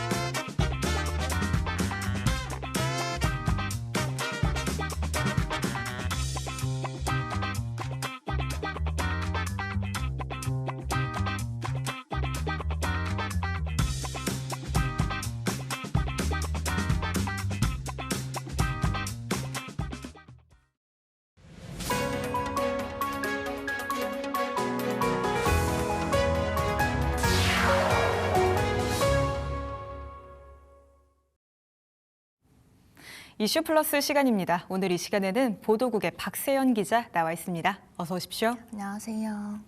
네, 최근 국내 증시는 변동성이 커지면서 ETF 시장을 둘러싼 해석도 엇갈리고 있는 분위기입니다. 단기 조정 국면이라는 시각과 함께 시장의 전반적인 구조가 바뀌어가고 있다라는 이야기들도 전해지고 있는데요.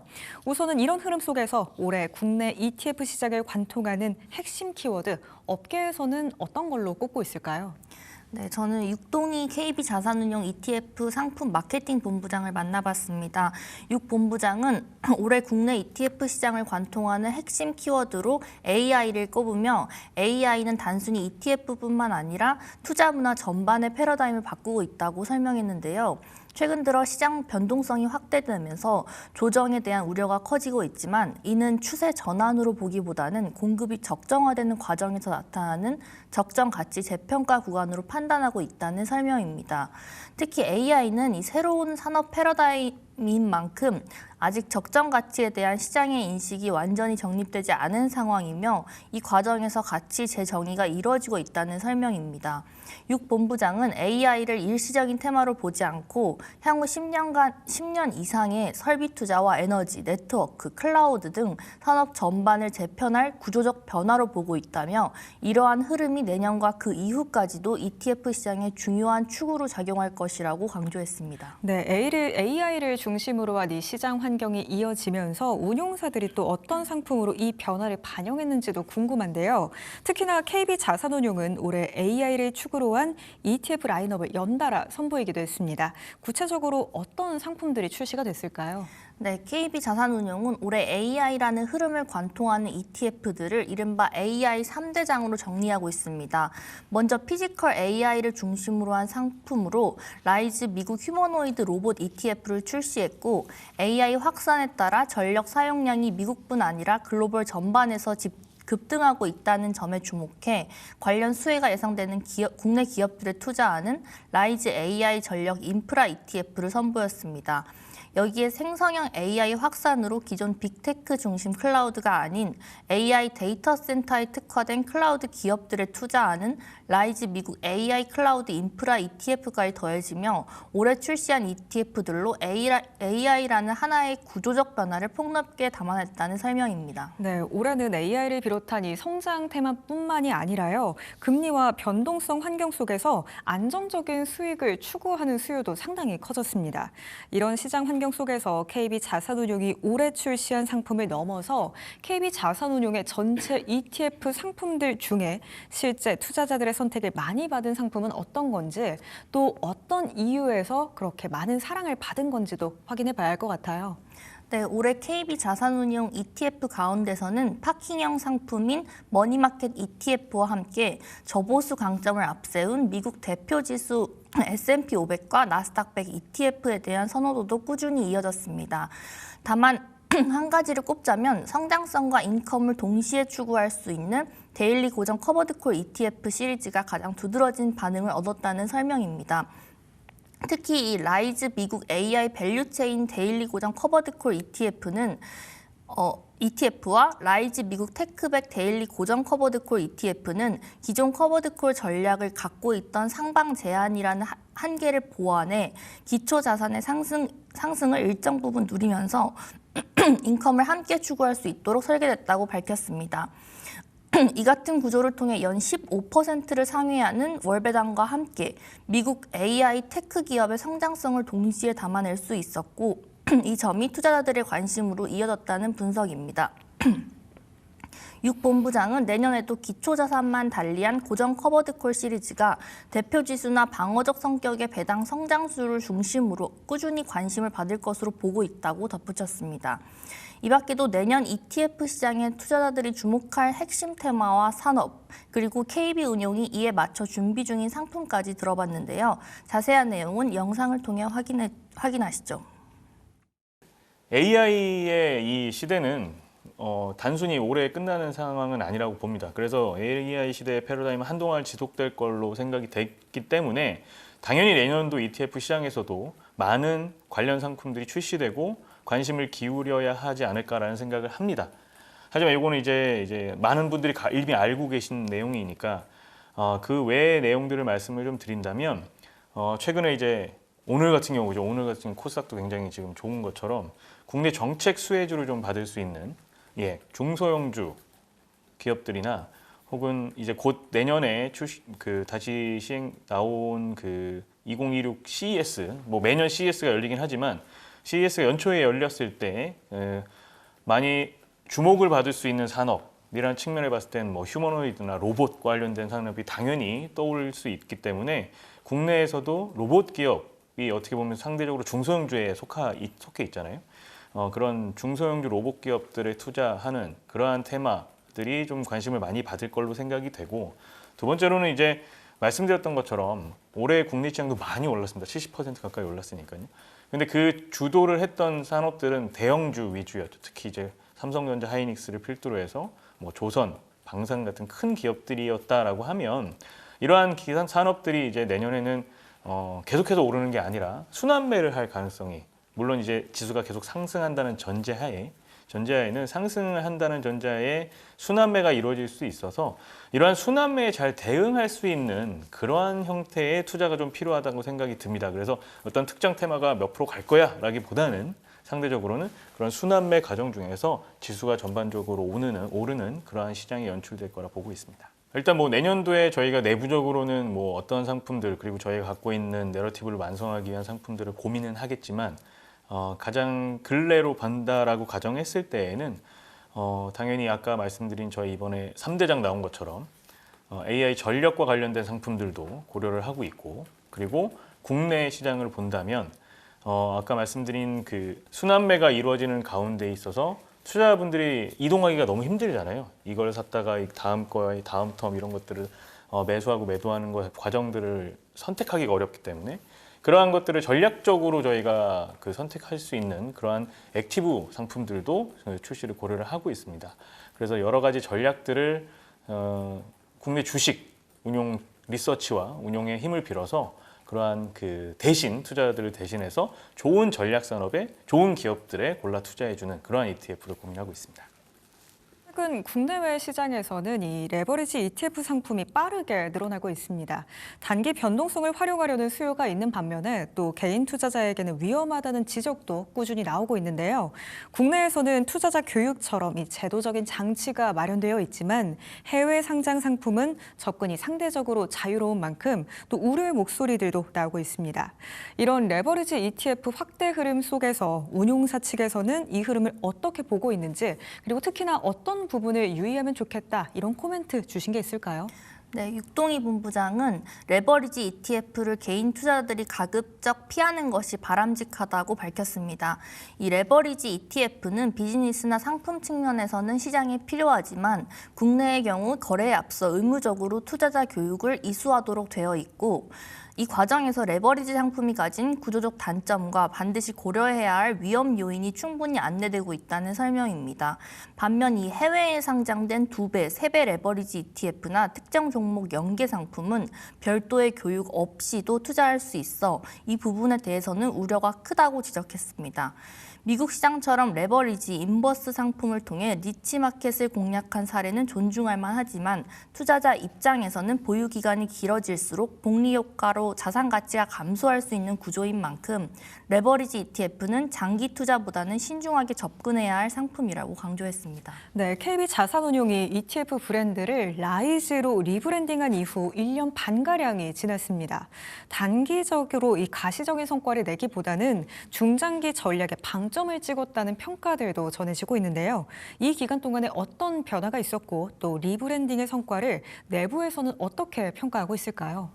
네, 육동희 본부장은 ETF 리브랜딩 이후 단기적으로 시장 점유율이나 외형에서 눈에 띄는 변화가 있었던 것은 아니라고 밝혔습니다. 브랜드를 바꾼다고 해서 곧바로 히트 상품이 나오거나 폭발적인 성과가 나타나는 것은 아니기 때문에 이번 리브랜딩은 성과 자체보다는 라이즈가 추구하는 투자 철학과 가치관을 투자자들에게 공유하는 데 의미가 있다고 설명했는데요. 실제로 온 국민의 건강한 연금 투자 파트너라는 슬로건에 맞춰 단기 테마형 상품보다는 연금 계좌에서 장기 보유가 가능한 TDF ETF나 글로벌 자산 배분 ETF 등 상품을 저보수 구조로 설계하고 기존 상품 역시 이 같은 방향에 맞춰 리모델링 해왔다는 설명입니다. 육 본부장은 이러한 일관된 정책적 운영이 리브랜딩 이후 가장 중요한 변화라고 강조했습니다. 이 밖에도 KB자산운용이 내년 라이즈 ETF 브랜드를 통해 어떤 전략을 그리고 있는지, 그리고 ETF 200조 시대를 넘어 300조를 앞둔 시대 속에서 라이즈만의 강점이 무엇인지까지 함께 들어봤습니다. 또 투자자들에게 전하는 메시지도 담았는데요. 자세한 내용은 영상으로 확인하시죠. 기본적으로는 당연히 투자자 우선이겠죠. 저희 대표님도 계속 강조하는 건 투자자 우선, 투자자가 좋은 성과를 얻는 거. 그게 사실 어떤 모든 운용사가 갖춰야 할 기본 덕목이지 않습니까? 그런 측면에서 개인 투자자들이 많이 찾는 ETF가 되는 게 이제 당연히 4위 이상을 바라볼 수 있는 전략일 수 있는데 기본 베이스일 수 있는데 그런 부분에 있어 사실은 제가 저희가 갖고 있는 브랜드 전략을 키워드나 방향성대로 말씀을 좀 드리면 다음에 말씀 주실 내용 같은 거 연결돼 있는 것 같아요. 그래서 그런 부분들을 좀 말씀을 드리면 저희가 가장 중요하게 생각하는 건 당연히 첫 번째 투자자가 어떤 상품을 원하는지 깊은 이해가 좀 필요한 그러한 ETF를 만들자. 그리고 두 번째는 좀 세상이 계속해서 너무 빠르게 변화하고 있고 그리고 ETF 시장 자체도 얼마 전에 200조였다고 했는데 이제 자산 자체가 크게 증가하면서 이제 곧 300조를 또 바라보고 있거든요. 그래서 세상의 변화를 좀 빠르고 민첩하게 그리고 정확하게 읽어내는 ETF. 그리고 마지막으로는 이제 이러한 상품단에서의 이 출시도 중요하지만 저희가 사실 커뮤니케이션이 가장 중요해지는 부분일 것 같습니다. 상품도 계속 어려워질 수도 있고 너무 또 구체적으로 과거에는 좀 브로드한 상품들이었다면 요즘은 바늘같이 아주 뾰족한 상품들도 많이 나오고 있기 때문에 그렇게 투자자를 좀 배려하고 교육을 지속적으로 커뮤니케이션을 지속적으로 하는 ETF의 브랜드 이 세 가지 항목을 가지고 저희가 좀 철저히 이러한 부분들을 강화하다 보면 사실 4등보다는 그 위에 상위의 운용사로 계속 발돋움할 수 있지 않을까 그렇게 생각을 합니다. 저희는 사실 이렇게 말씀드리면은 이게 장점인지 단점인지 모르겠으나 숨겨진 보석들이 많이 있다는 거, 그런 부분도 말씀드리고 이런 부분들이 언젠가 수면 위로 또 올라올 수 있다는 생각이 드는데 그러한 부분 말고도 사실 저희가 앞으로도 계속 그렇게 일을 할 거지만 연금과 관련된 브랜드로서 저희가 좀 자리 잡기 위해서 사실 이 장기 투자할 수 있는 아까도 말씀드린 것처럼 장기 투자할 수 있는 상품에 대한 장기 성과에 대한 포트폴리오를 참 많이 고민을 합니다. 그러니까 단기적으로는 변동성이 큰 상품들을 좀 좋아하실 수는 있겠지만 시간이 좀 흘렀을 때에는 기본적으로 저희가 상품들이 가장 또 동일한 기간 동안 좋은 성과를 보일 수 있게 포트폴리오에 대한 구조적 안정성이나 혹은 전략 등을 꾸준히 고민한다는 점. 그런 고민에 있어서는 사실 표면적으로는 사실 아까 말씀드린 것처럼 장기 투자하기 위한 미국 대표 지수나 TDF나 글로벌 자산 배분이나 이러한 형태의 연금용 상품들은 최저보수 수준으로 유지한다는 그래서 투자자분들이 오래 가져가도 성과에 더 긍정적인 영향을 미칠 수 있는 그러한 구조적인 장점이 있다. 이렇게 말씀을 드릴 수 있을 것 같아요. 저희의 슬로건이 다가오는 내일 떠오르는 투자입니다. 저희 작년 이제 브랜드 런칭할 때 다가오는 내일 떠오르는 투자를 많이 고민을 했었거든요. 근데 이제 라이즈가 갖고 있는 브랜드의 이름 자체도 라이즈잖아요. 그래서 투자자분들도 사실 이러한 상품 저희 라이즈 ETF를 투자함으로써 동반 상승하는 그래서 내일이 좀 밝은 그러한 형태의 투자가 이루어졌음을 바라는 측면에서 저희가 이렇게 브랜드를 바꿨고 향후에 나오는 상품들도 그런 부분들을 가장 크게 고려해서 장기 투자의 가치를 좀 실천하는 브랜드로 계속 찾아뵙도록 하겠습니다. 네, ETF 산업은 아직 역사가 길지 않은 만큼 전문 인력이 제한적이고 그에 따라서 인력 이동 그리고 조직 개편이 잦다는 지적도 전해집니다. 특히나 ETF는 장기적인 상품 운용과 전략의 일관성이 중요한 만큼 환경이 운용 연속성에 영향을 주는 것 아니냐 이런 시각도 있는데요. 이런 논란에 대해서 운용사 측의 인식은 좀 어땠나요? 네, 육동희 본부장은 ETF 비즈니스 자체를 경험해본 인력이 많지 않다 보니 이 산업 구조상 인력 이동이 잦고 성장 산업 특성상 조직 개편 역시 불가피한 측면이 있다고 설명했는데요. 다만 이러한 인적 변동 자체보다 더 중요한 것은 브랜드가 중심을 잡고 있는 가치관과 철학이 흔들리지 않는 것이라고 강조했습니다.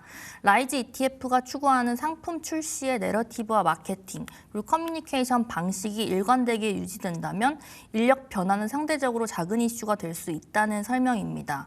육 본부장은 앞으로도 사람이 바뀌더라도 상품 전략과 브랜드 스토리가 이어질 수 있도록 조직적, 체계적인 관리에 집중하고 있으며 개인의 역량 못지않게 브랜드 차원의 내러티브를 지속적으로 이어가는 데 주력하고 주력하겠다고 밝혔습니다. 네, ETF 시장이 커지면서요. 금융그룹 차원의 협업이나 계열사 간의 시너지 여부도 자연스럽게 관심을 끌고 있습니다. 특히 연금과 장기 자금을 운용하는 계열사들이 많은 만큼 KB금융그룹 안에서 라이즈 ETF와 관련한 협업이나 실제 자금 유입이 존재하는지도 궁금한데요. 이런 부분은 혹시 또 어떤 식으로 이루어지고 있을까요? 네, 육동희 본부장은 이 KB금융그룹 계열사와의 협업과 교류는 분명히 존재한다고 밝혔습니다. 다만 이 라이즈 ETF가 KB 자산운용의 브랜드라고 해서 계열사 자금이 일반적으로 유입되는 구조는 아니며 각 계열사 역시 다른 금융그룹과 마찬가지로 자금을 운영하는 부서가 독립적으로 성과를 기준 삼아 투자 결정을 내린다는 설명입니다. 실제로 계열사에서는 라이즈 ETF뿐 아니라 타 운용사의 상품에도 투자하고 KB 자산운용 역시 마케팅과 세일즈를 통해 그룹 외 금융사 자금을 유치하는 구조라고 밝혔습니다. 육 본부장은 결국 자금 운용의 목표는 어디까지나 성과인 만큼 성과가 좋은 상품에는 자연스럽게 계열사 자금이 더 유입되는 경향이 있으며 계열사라는 점이 오히려 더 좋은 상품을 만들기 위해 노력해야 하는 동기로 작용해야 한다고 설명했습니다. 이러한 맥락에서 그룹 내에서는 투자와 교류가 자연스럽게 이루어지고 있다고 덧붙였습니다. 네, 오늘 이 시간에는 KB 자산운용의 ETF 브랜드죠. 라이즈 ETF 관련된 이야기 함께 나눠봤습니다. 보도국의 박세연 기자와 함께했습니다. 고맙습니다. 감사합니다.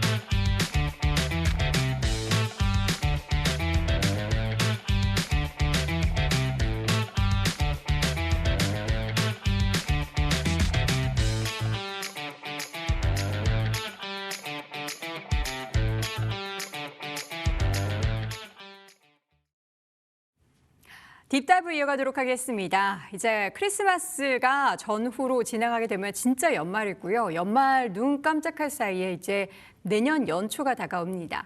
그렇다면 연말 연초에는 어떤 전략이 좋은지가 궁금하시겠죠? 병원연 또 1분기에 우리가 유망할 것으로 예상을 할 수 있는 종목까지 오늘 확인해 볼 텐데요. 오늘 이 시간 FNC 김호주 대표님과 함께하도록 하겠습니다. 대표님 어서 오세요. 네, 안녕하십니까. 네, 반갑습니다. 먼저 이제 코앞에 닥친 산타 랠리가 올 것인가 안 올 것인가부터 한번 답을 들어볼까요? 일단 뭐 내일부터 이제 바로 크리스마스인데 그렇죠. 가능성은 있다고는 생각을 하고 있어요. 네. 근데 뭐 크리스마스가 요즘 코앞이기 때문에 뭐 지금 막 온다 이런 말씀을 좀 드리기는 조금 힘들 것 같은데 이게 뭐 제가 좀 착한 일을 올해 좀 많이 안 해서 그런 것 같긴 한데 현재 일단 시장 자체가 뭐 산타 랠리가 온다 안 온다라고 보다는 저는 일단 연초까지도 랠리가 좀 올 가능성은 있다라고 생각은 하고 있습니다. 네. 현재 시장 자체가 일단은 뭐 표면적으로는 이제 혼조세를 보이고 있지만 지금 현재 구조적으로는 지금 현재 시장이 굉장히 중요한 전환점에 있다고 일단은 판단을 하고 있는데 일단 뭐 최근 AI 버블 논란이 좀 연속적으로 나오면서 일단 시장의 조정을 좀 이끌었죠. 그러면서 네. 이제 지금 현재 좀 박스권에서 이제 움직이고 있다. 뭐 이렇게 봐도 좀 과언이 아닌데 그래도 뭐 한 이틀 정도 뭐 많이 올라가 주는 흐름이 나오고 있어요. 일단 주말간에 이제 오라클이 이제 틱톡 사업에 또 참여하게 되는 그런 부분에 따라서 캐시카우에 대한 이 불안감이 좀 일단은 해소가 됐어요. 그러니까 랠리가 오려면은 오는 순간까지 이제 뭔가 이제 호재라든지 이런 부분이 있어야 되는데 아직까지 뭔가 딱 호재라기보다는 악재가 하나씩 해소가 되고 있다. 이렇게 좀 보시면 될 것 같아요. 그러면서 이제 기술주 전체적인 이 반등, 그다음에 이 미증시의 상승 자체가 일단 기술주의 반등으로 인해서 좀 올라가고 있다라고 보이는데 이거는 이제 우리 랠리의 굉장히 긍정적인 흐름으로 좀 볼 수가 있겠죠. 그래서 이 부분은 좀 계속 이어질 걸로 일단은 좀 보고 있고 뭐 어느 정도 시장 자체가 좀 랠리가 많이 올지는 이제는 그것까지는 이제 확실하게는 볼 수 없겠지만 일단은 뭐 거시적으로 좀 말씀드린다라고 하면은 AI 관련된 부분, 이 부분은 이미 우리 생활에 이제 이제 우리 시장에 많이 녹아 있고 네. 기술 패러다임 자체가 이미 되돌릴 수 없기 때문에 추가적인 성장 가능성에 의한다면 랠리는 올 것으로 일단은 좀 보고 있습니다. 근데 중요한 건 여기에서 언제 산타 랠리가 오느냐 이게 아니고 네. 기술주 반등 흐름에 있어서 가장 크게 수혜를 받을 수 있는 이 성장을 어떤 섹터가 가지고 갈 것이냐 본다면 산타 랠리가 어느 쪽에는 올 수가 있지만 또 다른 섹터에는 올 수가 없는 그런 흐름이 나올 수도 있기 때문에 현재 시장 상황에서는 섹터에 대한 이 분석이 굉장히 좀 중요한 상황이다. 이렇게 말씀드릴 수가 있을 것 같습니다. 네, 산타 랠리에 대한 가능성은 일단 안 오기보다는 오는 쪽으로 지금 무게를 좀 싣고 있는데 그렇다면 근거를 하나씩 좀 한번 체크해 볼까요? 이런 근거로 산타 랠리의 가능성 높습니다. 뭐가 있을까요? 일단 저는 세 가지 정도를 좀 보고 있습니다. 그래서 네. 물론 이제 단기적으로 이 변동성이 좀 존재할 수는 있겠지만 산타 랠리, 뭐 크리스마스 연말 랠리 이렇게 말하면 아는데 25년 올해 이제 말 지금 이제 얼마 안 남았죠. 여기서부터 26년 상반기까지 랠리가 이제 지속이 될지를 일단 본다면 저는 일단 첫 번째로 금리 인하에 대한 사이클 이 부분을 좀 생각을 좀 하고 있고 두 번째로는 이제 AI 인프라에 대한 실적이 좀 가시화가 되고 있는 그런 상황. 그다음에 세 번째로 이제 산업 정책의 방향성. 이 세 가지를 좀 근거로 좀 들 수가 있는데 첫 번째 이 상승 요인서부터 일단은 좀 말씀을 좀 드리도록 하겠습니다. 네. 최근에 이제 글로벌 인플레이션이 이제 이 급등 국면을 지나서 지금 현재 상태에서는 인플레이션에 벗어나서 안정화 구간에 진입을 하고 있다. 이렇게 좀 볼 수가 있어요. 그래서 최근에 발표된 이 물가 지표만 보더라도 더 이상 이 물가가 위험 변수가 아니라 지금은 관리가 가능한 그런 변수로 인식이 되고 있다. 뭐 이 부분을 좀 볼 수가 있는데 뭐 고용 지표 자체가 일단은 불안하게 나왔기 때문에 연준이 이제 금리 인하에 대한 부분을 늦출 명분이 없어진 상황이다라고 좀 볼 수가 있겠는데요. 네. 이걸로 인해서 시장 자체가 금리 인하 시점이 굉장히 이제 맞물리는 상황으로 이동을 좀 하고 있습니다. 그래서 연준이 이제 또 이 의장도 바뀌고 있는 상황으로 좀 볼 수가 있는데 뭐 결론적으로 얘기를 한다라고 하면은 추가 긴축은 사실상 종료가 됐고 오히려 시장에 돈을 계속해서 풀겠다라는 그런 스탠스를 좀 고수를 하고 있기 때문에 금리 인상에 대한 부분은 아예 고려를 하지 않다. 즉 금리 인하가 계속해서 단행이 될 것이다. 이렇게 좀 보고 있어요.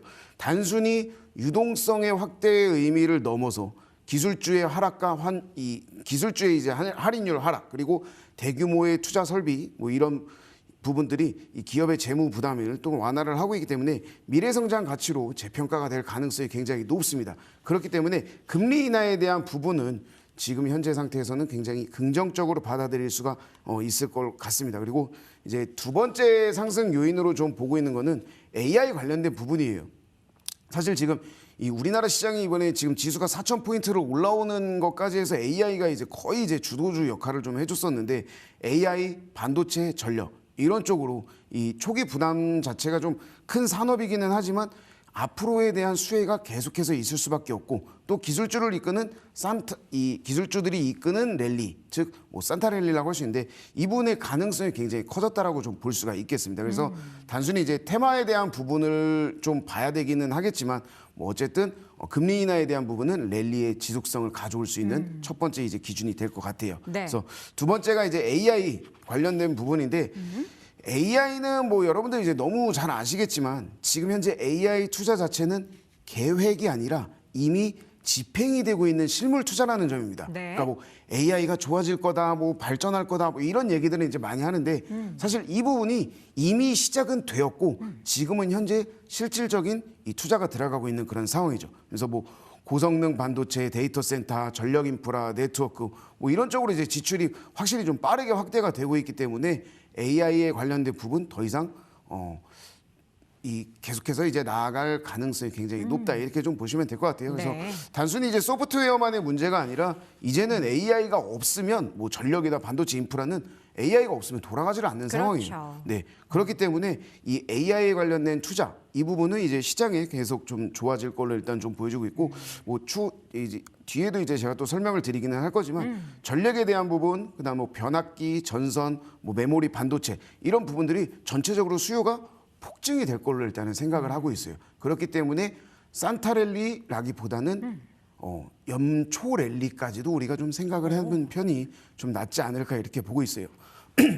산타랠리의 영향도 그럼 말씀해주신 근거 두 가지. 그러니까 지금 AI 산업에 있어서의 앞으로 기대되는 부분들이 여전히 있고 그러한 부분은 주가의 상승을 계속해서 야기시킬 수 있다는 거고 매크로 변수에 있어서는 결국에 금리 인하에 대한 가능성이 조금씩 더 높아지는 것도 시장의 센티멘트에서 또 긍정적인 영향을 미친다. 이 맞습니다. 두 가지가 가장 큰 이유인가요? 네, 두 가지가 가장 큰 이유고 네. 마지막 세 가지를 좀 말씀을 드린다라고 네. 하면은 세 가지는 조금 약간 디테일하게 좀 들어가야 되는 부분인데 네. 기술주의 이제 미국 기술주 조정 이후에 이제 반등의 폭이 확대될 가능성이 좀 크다라고 좀 생각을 하고 있어요.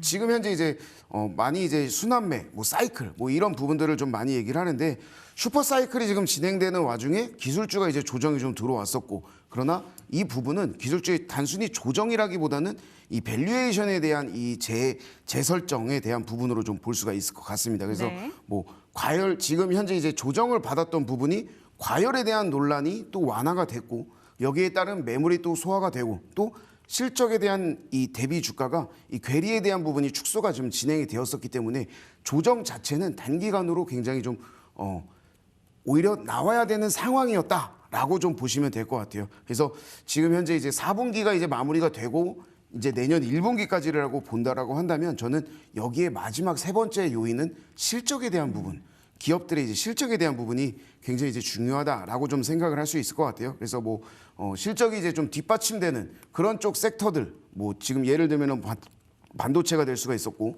뭐 전력 인프라라든지 이런 쪽으로 이제 굉장히 좀 반등 폭 자체가 커질 수가 있기 때문에 랠리에서 크게 영향을 받는 쪽은 이쪽 섹터를 좀 우리가 좀 집중을 해야 되지 않을까. 이렇게 해서 조정은 당연한 순간, 그리고 조정에 이어서 랠리는 자연스럽게 따라올 수 있는 세 번째 요인이 바로 이거다. 이렇게 좀 말씀을 드리도록 하겠습니다. 알겠습니다.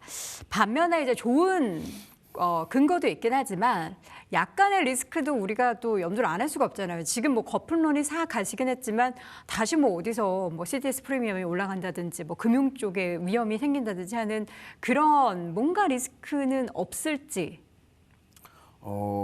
일단은 뭐 최근 악재 자체가 이제 AI 버블론으로 네. 이제 시장 자체가 굉장히 좀 눌리고 조정받고 박스권으로 계속 움직이고 있는 상황인데 네.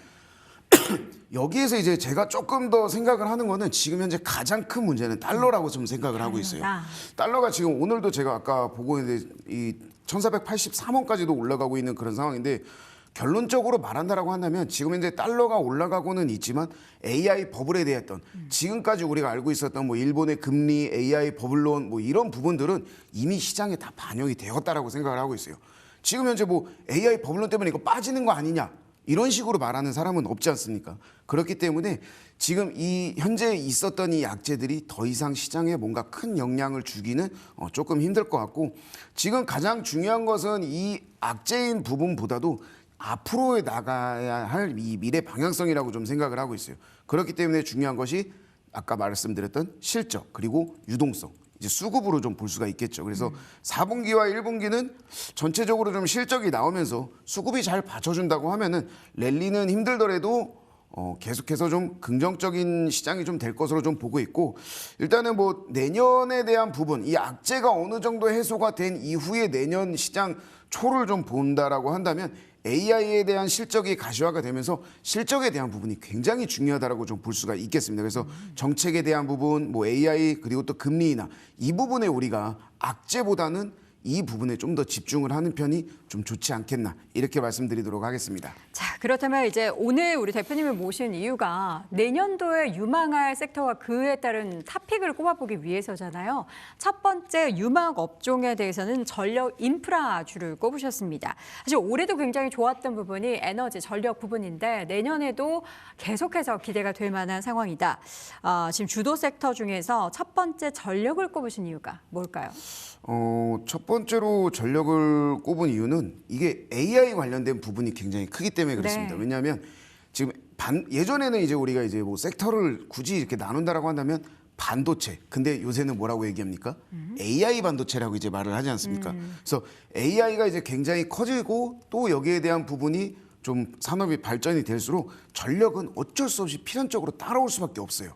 그렇기 때문에 이제 첫 번째로 이제 전력 인프라 에 대한 부분을 좀 가지고 왔는데 전력 인프라 하면은 사실 올해도 계속됐었고 앞으로도 계속될 걸로 보여지고 있어요. 사실 뭐 전선주 뭐 해부터 시작해가지고서는 이제 뭐 원전도 있겠지만 굉장히 이제 전력 인프라에 대한 부분이 사실 올해 굉장히 좀 부각이 많이 됐습니다. 그러면서 이제 반도체가 많이 좀 작년을 비교를 한다면 작년에 반도체가 많이 죽었었다가 올해 반도체가 올라오면서 전력 인프라도 같이 좀 부각이 되는데 이 부분은 내년에도 성장할 가능성이 굉장히 크기 때문에 제가 오늘 전력 인프라에 대한 부분을 좀 준비를 했습니다. 전력 인프라 관련해서 내년 상승을 전망하는 이유는 결국에는 앞서 이야기하셨던 그 AI 관련한 모멘텀이 계속해서 전력 수요를 더 끌어올리고 지금 전력 수요가 이렇게 많이 늘어나고 있는데도 여전히 인프라 자체가 지금 깔리는 게 너무나 미미한 수준이 펼쳐지고 있습니다. 글로벌 전력 수요는 우리가 좀 숫자로 볼까? 얼마나 지금 급증을 하고 있고 앞으로 얼마나 더 늘어나죠? 이게 사실 숫자가 저는 의미가 없다라고 생각을 하고 있어요. 왜냐요? 더 올라요? 네. 예상하는 것보다 네, 더? 예상치보다 이제 더 크게 나오는데 네. 정확한 수치로 이제 말하기는 좀 힘들지만 지금 현재 이 전력에 대한 부분, 데이터 센터 한 곳이 사용하는 전력량이 기존 산업 시설을 거의 압도하는 수준이에요. 근데 이 데이터 센터를 짓고 또 계속해서 발전을 시키고 이 부분이 계속해서 늘어나기 때문에 지금 사실상의 수치는 의미가 좀 없다라고 생각을 하고 있어요. 뭐 AI 서버, GPU, 냉각 시스템 모두 이 전력 자체를 좀 전제로 하고 있기 때문에 AI 산업 자체가 좀 발전을 한다? 그러면 전력은 필연적으로 따라올 수밖에 없는 상황이고 거기에 대한 수요는 굉장히 크기 때문에 지금 현재는 뭐 수치를 얘기한다라기보다는 굉장히 많이 들어갈 우리가 생각하는 것보다 상상 이상으로 많이 전력이 좀 필요할 가능성이 굉장히 높다 이렇게 말씀을 좀 드리도록 하겠습니다. 네. 두 번째 포인트는 지금 해외 시장에 있어서는 뭐 이전에도 이 전력 인프라 관련해서 AI 얘기가 없었어도 노후화된 인프라가 워낙에 많아서 그게 또 미주뿐만 아니라 유럽 쪽에서도 그런 수요가 워낙에 폭발적이었다라고 하잖아요. 근데 여전히 노후화된 그 인프라도 다 교체가 안 된 상황이라면서요. 맞습니다. 거기에 따른 수혜가 일단은 굉장히 좀 크다라고 좀 볼 수가 있는데 네. 뭐 미국뿐 아니라 유럽도 이 전력망 문제를 굉장히 좀 해결을 해야 되는 상황인데 첫 번째로 이제 이 미국에 대한 부분을 조금 이제 우리가 본다면은 미국이 이제 전력 이렇게 얘기를 하면은 단순히 딱 예전에 이제 올해 이제 미국에서 큰 산불이 한번 나지 않았습니까? 그 산불이 났을 때도 전력에 대한 부분이 굉장히 좀 부각이 됐었어요. 근데 여기에 더해서 노후된 전력망, 그다음에 훼손된 전력망, 그리고 앞으로 사용할 전력망까지 이렇게 이제 얘기를 한다면은 뭐 우리나라 이 전력에 대한 부분 이 기업들이 굉장히 좀 수혜를 많이 볼 수밖에 없습니다. 변압기, 전선, 뭐 전력기기 이런 분야에서 이미 우리나라에 대한 부분이 경쟁력이 굉장히 글로벌하게 좀 많이 확보가 되어 있는 상황이고 이걸로 인해서 이제 북미항 변압기에 대한 부분 수출 바로 증가하고 있습니다. 그리고 또 장기 공급 계약 여기에 대한 부분이 굉장히 중요한 게 단순히 우리가 수출이 증가 이거는 이제 호재가 되겠죠. 근데 단순히 수출 증가가 아니라 여기에 대한 장기 공급 계약이 맺어져야 돼요. 그만큼 수주가 계속해서 좀 들어와야 된다라고 하는 건데 자연스럽게 수주 잔고가 증가하는 흐름이 아주 명확하게 나타나고 있는 그런 상황이죠. 그래서 전력에 대한 이 실적, 그다음에 수주, 숫자로 확인되는 이 성장 자체가 우리나라의 이 변압기, 전력기기 기업들의 굉장히 수혜를 좀 많이 볼 수가 있을 것으로 보고 있습니다. 그렇기 때문에 이제 수주 잔고가 거의 한 2, 3년치 정도가 이미 확보가 되어 있는 상황이에요. 왜냐하면 노후화된 이 설비는 바꿔야 되기 때문에 이미 수주가 많이 확보가 되어 있는 거고 뭐 북미라든지 또 유럽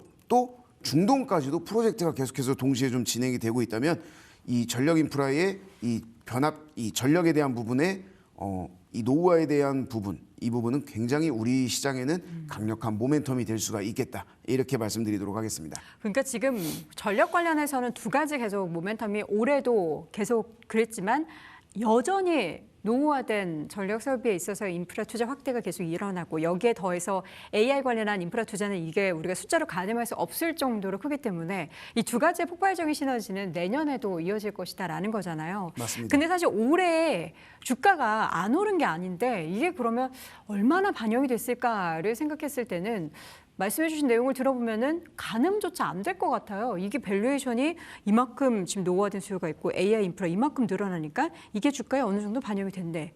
이게 계산이 안 될 것 같은데요. 맞습니다. 그래서 아까도 말씀드렸다시피 수치가 의미가 없다라고 이제 말씀을 드렸던 네. 부분이 뭐 제가 예상하기에는 뭐 이 전력 인프라에 대한 부분 그리고 또 AI 반도체 이쪽으로 이제 만약에 이제 좀 계속해서 본다면 내년 성장 자체는 계속 올라갈 수 있을 가능성은 굉장히 높다라고 좀 보고 있어요. 그러니까 원래 이제 25년도에 우리 시장을 이끌었었던 게 이제 조방원이라고 이제 많이 얘기를 했었는데 네. 여기에 따라서 이제 저는 계속해서 조방원의 전력 인프라까지도 이제 봐야 된다라고 이제 누추 이제 말씀을 좀 드렸었던 부분이에요. 근데 이 전력 인프라에 대한 거는 이제 내년에는 저는 올해보다 더 좋아질 것이다.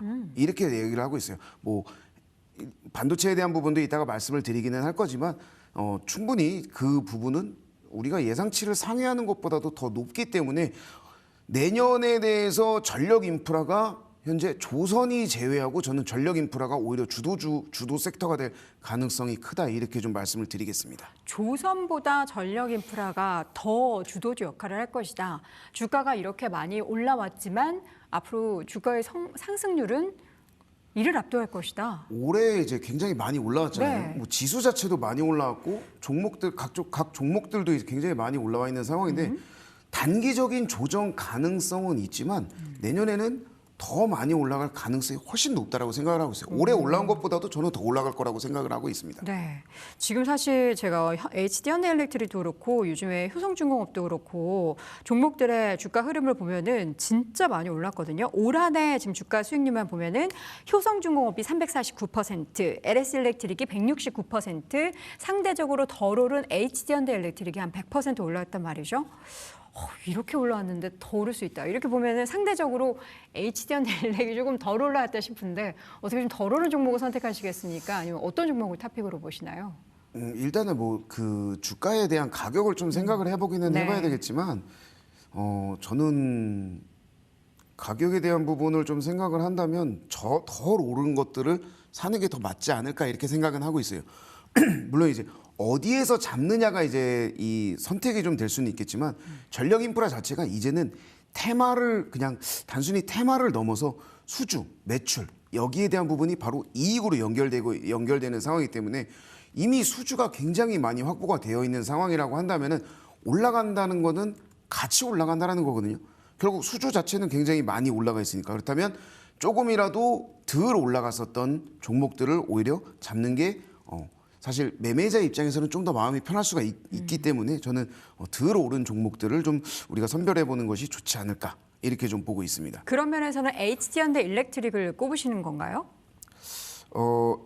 아니면 전선주까지 보시나요? 저는 사실 오늘 이제 제가 좀 말씀드린 LS일렉트릭을 오히려 좀 말씀을 드리고 싶어요. 예. 2등 종목. 네, 맞습니다. 올해 두 번째로 많이 올랐던 LS일렉트릭 이유는요? 사실 이제 1등보다는 2등이 이제 그나마 좀 되는데 사실 이제 삼성이나 하이닉스 이제 잠시 후에 말씀드리겠지만은 하이닉스를 삼성이 잡을 것이냐 이렇게 얘기를 하면은 보통 기대감은 삼성에 더 많이 들어가거든요. 근데 LS일렉트릭도 2등입니다. 그러니까 2등은 1등을 잡으려고 하지 1등이 2등을 잡으려고 하지는 않지 않습니까? 그렇기 때문에 저는 LS일렉트릭을 이제 말씀드리는 게 이 부산이나 이제 울산 공장도 이미 캐파가 계속해서 좀 확대가 되고 있고 실적에 대한 부분이 굉장히 좀 더 커질 것으로 일단은 예상을 하고 있어요. 2026년 이제 영업이익이 한 6,100억 이상 좀 예상이 좀 되고 있는 그런 상황인데 이 수익성 자체가 6,100억보다도 더 클 가능성도 있다 이런 말도 이제 나오고 있기 때문에 수익성이 일단은 좀 대폭 증대가 좀 될 것 같고 AI 전력에 대한 부분이 뭐 더욱더 폭증한다면 변압기에 대한 부분이 굉장히 저는 좋아질 것이다 이렇게 좀 보고 있어요. 그래서 LS일렉트릭을 저는 이제 본다면은 현재가 이하에서는 어느 정도 이제 매수가 좀 가능할 걸로 같고 지금 현재 상황에서 목표가를 본다라고 한다면 저는 1차적인 목표가는 60만 원 선까지 좀 올라갈 가능성이 높다라고 생각을 하고 있습니다. 그리고 손절가 자체도 42만 원 이렇게 좀 잡아드리면서 여기에 대한 부분을 LS일렉트릭을 한 6개월 정도라고 본다면 저는 충분히 더 올라갈 가능성이 굉장히 높다. 이렇게 좀 말씀을 좀 드리면서 전력 인프라에서 제가 탑픽을 꼽는다면 저는 LS일렉트릭 이렇게 좀 말씀을 드리겠습니다. 네, 전력인프라 내년도에 유망할 섹터 가운데 탑픽 종목으로 LS일렉트릭을 선택을 해주셨습니다. 두 번째 내년 유망 섹터 역시나 반도체를 또 빼놓을 수가 없는데 반도체를 고르신 이유 뭐 굳이 여쭤보겠습니다. 반도체를 굳이 이제 네, 한다고 그래도, 하면은 네. 사실 반도체는 이제 계속 이어왔다라고 하기는 하는 부분이 맞을 것 같아요. 그러니까 25년도에 우리 시장을 올려줬었던 부분 반도체 여기에 AI가 접목이 되면서 추가적인 상승 가능성 굉장히 높다라고 좀 보고 있습니다. 현재 반도체가 이제 2024년까지는 굉장히 좀 안 좋았다가 25년에 좀 올랐는데 이것을 이제 좀 국면으로 좀 본다면 저는 회복 국면이 아니라 이제는 공급 부족 국면으로 좀 봐야 된다라고 생각을 하고 있어요. 네. 이미 올해는 많이 회복이 됐고 여기에서 지금 이제 모자랐던 부분들이 계속해서 올라올 가능성이 좀 높다라고 생각을 하고 있습니다. 뭐 AI 서버, 뭐 일반 서버 대비해서 디램 사용량이 수배 이상 좀 굉장히 많고 또 고성능 메모리 없이는 이미 이 AI 관련해서는 성능 구현 자체가 불가능한 상황입니다. 그렇기 때문에 이 범용 디램뿐만 아니라 이 고부가 메모리까지도 동시에 좀 부족한 그런 현상이 좀 계속해서 발생하고 있다니까 이제 수요가 공급을 이제 못 따라가고 있는 그런 상황이 되겠죠. 그래서 가격 그리고 또 실적에 대한 부분이 이제 동반 상승을 할 수 있는 그런 구조로 좀 가고 있기 때문에 충분히 좀 추가 상승 가능성 굉장히 높고 디램 가격이 이미 좀 바닥을 통과를 했고요. 이 가격에 대한 부분이 상승 추세가 명확하게 좀 확인이 되고 있는 상황입니다. 거기에 맞춰서 뭐 삼성이라든지 하이닉스 같은 경우에도 지금 현재 실적이 거의 이제 최고치가 좀 나오고 있고 마이크론이라든지 엔비디아 실적 자체가 계속 받쳐주고 있어요. 그러니까 보통 이제 연말쯤 되면은 실적에 대한 부분 그리고 내년에 대하면은 또 이제 실적에 대한 부분 1분기, 4분기와 1분기에 대한 실적이 굉장히 중요한 상황인데 이미 실적은 우리가 알고 있다시피 굉장히 좋은 흐름으로 좀 볼 수가 있습니다. 그래서 올해보다도 더 큰 성장세가 내년에는 반도체는 가능하다. 즉 이렇게 주도를 해왔는데 이 주도가 끊어지지 않고 계속해서 이어질 가능성이 굉장히 높다 이렇게 좀 보고 있습니다. 네, 사실 증권가에서도 모두 다 입을 모아서 내년도 주도주 역할을 또다시 반도체가 더 이어갈 것으로 보고는 있습니다. 그런데 내년에 뭐 영업이익에 있어서의 성장 그리고 뭐 백조클럽 얘기는 나오고는 있지만 주가는 올해보다 그렇게 더 많이 오르기는 어렵다라는 그런 시각도 있어요. 올해 삼성전자가 100% 가까이 올랐고 SK하이닉스가 200% 넘게 올랐잖아요. 그렇기 때문에 이제 일정 부분을 좀 반영해서 올해 같은 주가 수익률을 좀 내기는 어렵다라는 시각도 있는데 대표님은 어떻게 보십니까? 올해는 사실 이제 본다라고 하면은 이 많이 올라간 상황 100% 200% 이렇게 올라간 상황이기는 한데 단기간에 올라간 상황이지 않습니까? 그렇죠. 네. 갑자기 가을 들어서 메모리 반도체 좀 얘기 나오면서 확 올랐죠. 맞습니다. 그래서 올해는 단기간에 올라갔다라고 한다면 내년에는 꾸준히 올라갈 가능성을 좀 봐야 될 것 같아요. 꾸준히 올라간다. 그래서 왜냐하면 사실 이제 뭐 HBM, 뭐 D램 뭐 관련해서 이제 굉장히 많은 이 수혜를 볼 수가 있는 부분이 많은데 올해는 급상승을 했었던 부분이고 여기에서 추가적인 상승은 좀 꾸준히 올라간다라고 좀 보고 있어요. 왜냐하면 뭐 굉장히 가시화됐던 부분들이 이미 시장에 좀 반영이 많이 됐었던 부분이고 그렇다면 하이닉스랑 삼성이 올라갈 가능성이 있다. 뭐 이거는 누구나 알고 있지 않습니까? 근데 뭘로 올라갈 거냐죠.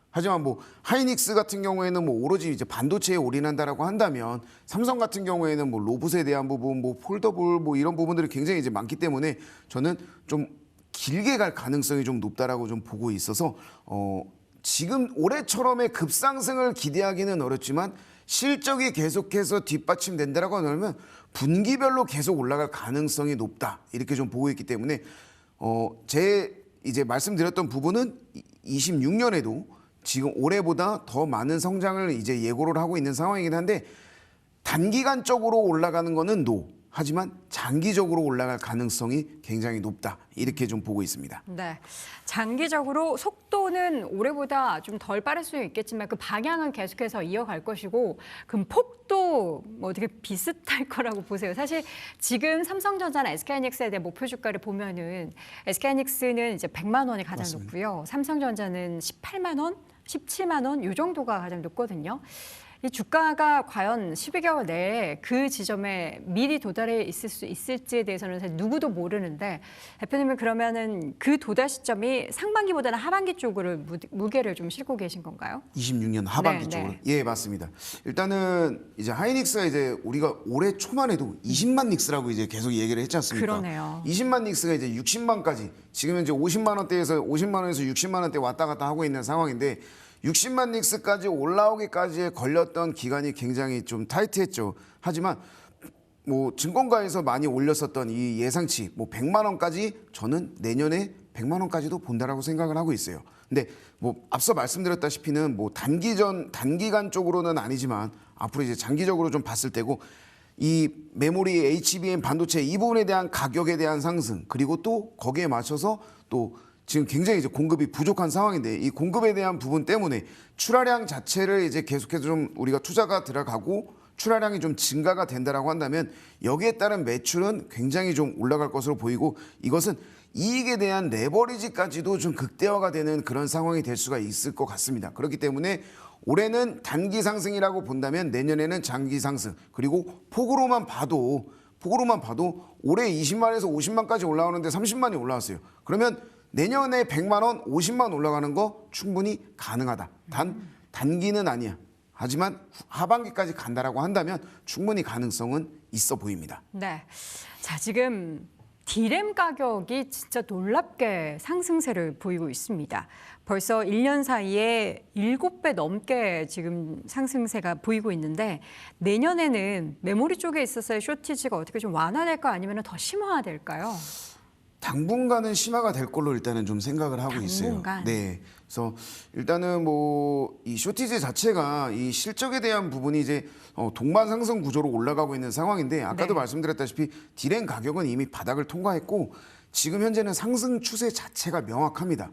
그렇기 때문에 올해가 아니라 이제 내년에는 더 큰 상승세가 나온다라고 하는 거는 저는 D램 가격도 충분히 더 올라갈 가능성이 높다라고 봐요. 그래서 아까 말씀드렸다시피 가격에 대한 부분은 계속해서 올라간다. 그리고 또 거기에 출하량만 받쳐준다라고 한다면 이 쇼티지 같은 경우에는 이제 더 확대가 될 가능성이 좀 높지 않을까 이렇게 좀 보고 있어요. 지금 상황에서 사실 SK하이닉스와 삼성전자의 올해 주가의 성패를 가른 이유 중에 가장 큰 거는 HBM을 하느냐 하지 못했느냐의 차이였잖아요. 맞습니다. 근데 내년에는 삼성전자도 HBM3뿐만 아니라 이제 4 시장으로 SK하이닉스와 함께 가려고 한다는 말이죠. 그러면 지금 시점에서 삼성전자가 최근에 이제 또 전해진 소식은 퀄테스트에서 등급도 최고로 받았다라고 하는데 삼성전자가 올해 SK하이닉스 대비해서 주가가 반 정도밖에 못 올랐는데 내년은 어떻게 좀 이게 역전되는 흐름이 나타날 수 있을지. 역전까지는 솔직히 저는 어렵나요? 어려울 것 같아요. 역전까지는 어렵고 왜냐하면 네. 이제 뭐 삼성도 삼성이지만 사실 하이닉스도 이제 뭐 가만히 있는 상황은 아니기 때문에 그래서 우리나라에서는 이 반도체를 얘기한다면 빼놓을 수 없이 이야기하는 게 이제 HBM이죠. 그래서 HBM은 이제 AI 반도체의 연료와 같은 상황이고 HBM 없이는 고성능 AI 연산 자체가 이제 불가능합니다. 네. 그렇기 때문에 HBM 시장 자체가 이제 연평균 30% 이상씩 성장을 하고 있고 또 장기간 공급 부족으로 진입 장벽이 굉장히 매우 높은 상황이에요.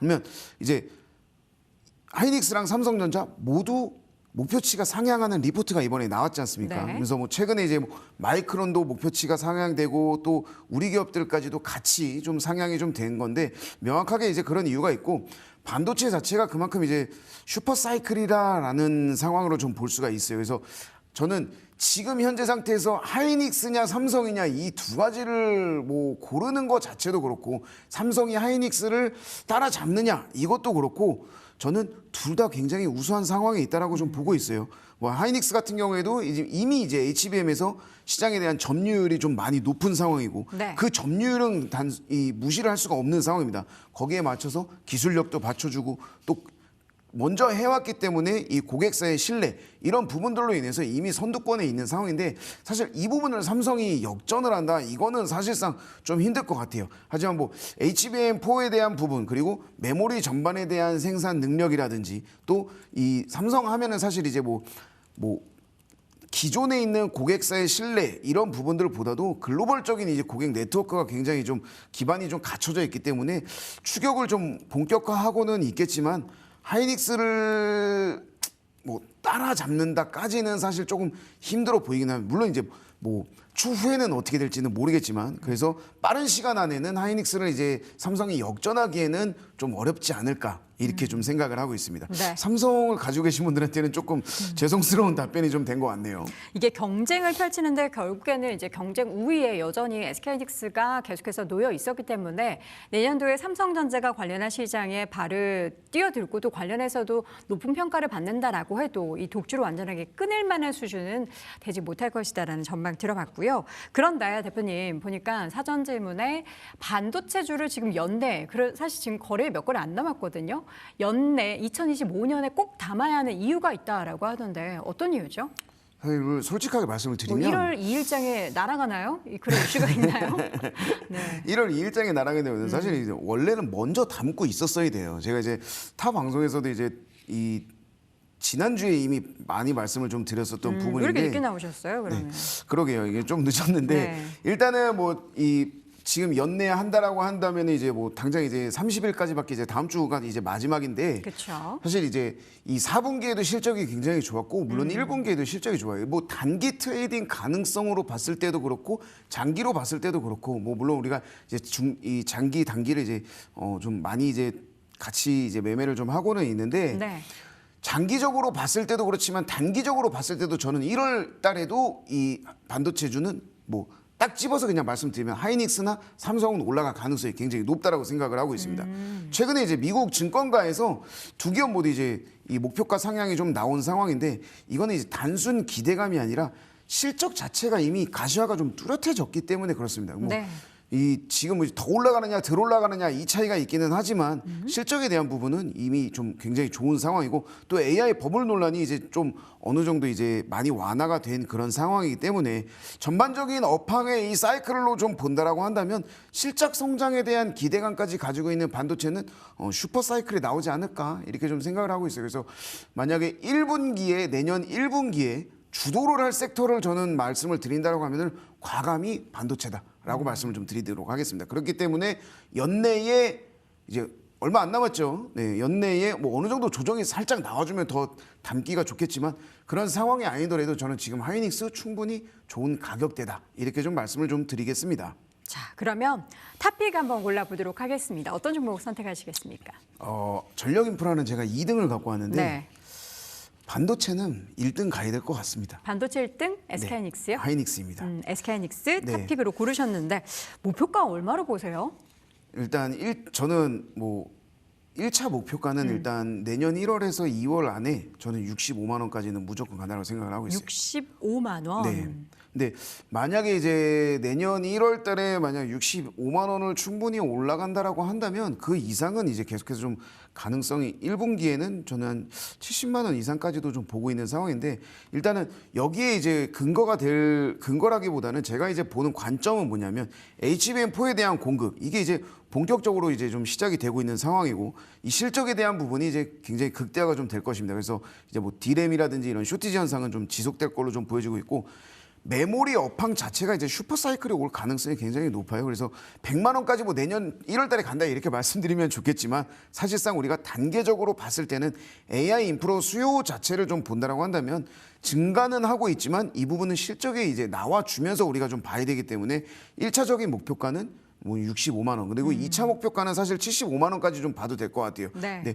아까 말씀드렸다시피 하이닉스를 지금 현재 가격이 나쁜 게 아니다라고 이제 좀 말씀을 드렸기 때문에 지금 현재에서도 이제 충분히 매수가 가능성이 좀 높아요. 하지만 우리가 또 손절가를 좀 본다라고 한다면 손절은 52만 원 선에서는 좀 끊어놓고 다시 저점 매수를 들어가는 관점이 좀 필요하다. 그렇기 때문에 목표가 65만 원, 손절가 52만 원, 매수가는 현재 가격도 충분히 메리트가 있다. 이렇게 말씀드리도록 하겠습니다. 네, 알겠습니다. 마지막 유막 섹터 넘어가 보도록 하죠. 오늘 시간이 좀 제한이 있는데 피지컬 AI 그러니까 뭐 로봇 이야기를 할 텐데 지금 최근에 로봇 관련한 종목들이 국내에서도 되게 뜨겁잖아요. 내년도에 로봇은 주도주 역할을 좀 할 거라고 보십니까? 코스닥 시장을 좀 이끄는. 사실 이 로봇 같은 경우에는 이제 정책에 대한 부분을 좀 우리가 좀 살펴봐야 되는데 네. 로봇으로만 섹터를 이제 로봇으로만 이제 딱 본다라고 한다면 주도까지는 사실 힘들긴 하지만 주도 옆에 붙어 있을 가능성 굉장히 높다라고 보고 있어요. 주도 옆에 그래서, 붙는다. 네.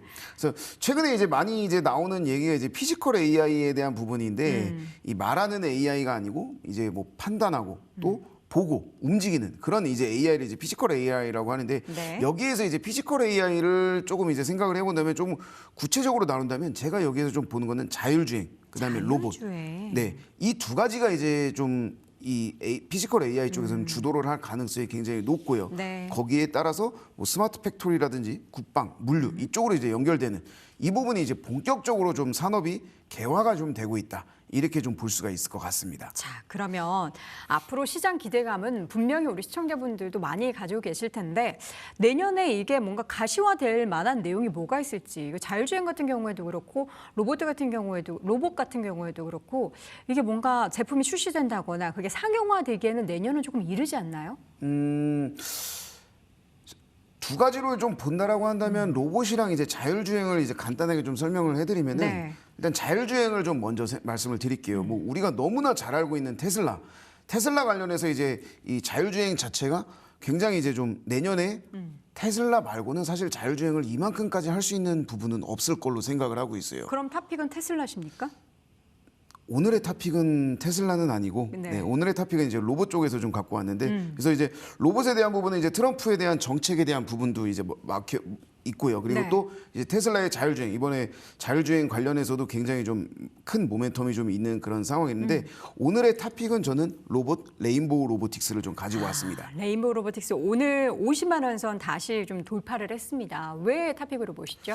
사실 뭐 대장이지 않습니까? 로봇 쪽에서는 좀 대장으로 좀 볼 수가 있고 이 대체 불가능한 그런 이 핵심으로 좀 보시면 될 것 같아요. 우리나라에서 K 로봇에서는 거의 뭐 대체 불가능한 그런 상황이고 이 핵심적인 부분이 이제 밸류체인 기업으로 좀 볼 수가 있는데 이 RBY1 이 양산에 대한 부분이 이 본격적으로 좀 이 나올 가능성이 이제 굉장히 높기 때문에 매출에 대한 부분이 성과가 이제 굉장히 잘 나올 것으로 보고 있어요. 그리고 좀 전에 말씀드렸던 이 트럼프의 로봇 산업 여기에 대한 이 정책에 대한 부분이 굉장히 내년에는 로봇주들이 굉장히 좀 좋을 것으로 일단은 보고 있습니다. 그래서 지금 현재 레인보우 로보틱스가 이제 50만 원을 이제 회복을 하면서 지금 그 정도 선에서 멈춰 있는데 내년 1분기를 본다라고 한다면 저는 목표가는 일단은 60만 원 선까지는 충분히 가능성이 굉장히 너무 높다라고 좀 보고 있고요. 네. 손절가를 이제 제가 조금 낮게 잡아가지고 손절가는 42만 원 정도로 이제 여러분들이 좀 보면 될 것 같아요. 그래서 지금 현재 뭐 50만 원을 회복했던 부분, 이 부분은 다음번 로봇 상승 출발의 도약점이 바로 지금이다라고 이제 말씀을 드리면서 현재 가격 굉장히 메리트가 있는 가격이다라고 말씀을 좀 드리면서 오늘의 이 로봇 탑픽은 레인보우 로보틱스 이렇게 말씀드리도록 하겠습니다. 레인보우 로보틱스가 대장주 역할을 할 수밖에 없는 이유 중에 하나는 이제 삼성전자를 형님으로 두고 있는 기업이죠. 최근에는 뭐 시장에서 로보티즈라는 종목이 워낙에 시세가 많이 분출됐지만 내년도 확실한 이제 피지컬 AI 개화 속에서는 삼성전자도 가만히 있지는 않을 거고 그 가운데 로봇 관련해서는 레인보우 로보틱스가 또 수혜를 받을 수 있기 때문에 현재 구간에서의 매수 접근 그리고 목표 주가는 60만 원, 손절가는 42만 원으로 설정을 해보도록 하겠습니다. 자, 오늘 짧은 시간이지만 또 내년도 시장에 기대할 만한 업종과 또 탑픽 골라봤고요. 오늘의 시간 FNC 김호주 대표와 함께했습니다. 말씀 고맙습니다. 감사합니다. 자, 오늘도 경제 시그널 10 2시간 동안 함께 하셨는데요. 양 시장의 움직임은 다소 좀 소강 상태에 접어들었습니다. 삼성전자, SK하이닉스 상승세를 유지하고 있지만 탄력이 다소 둔화되면서 코스피 지수는 0.4%까지 상승폭이 조금 축소됐고요. 코스닥은 0.8%까지 낙폭이 조금 더 늘어났습니다. 자, 오후장에는 과연 또 어떤 변화가 있을지 계속해서 지켜보시고요. 저희는 내일 오전 10시에 다시 돌아오겠습니다. 여러분 고맙습니다.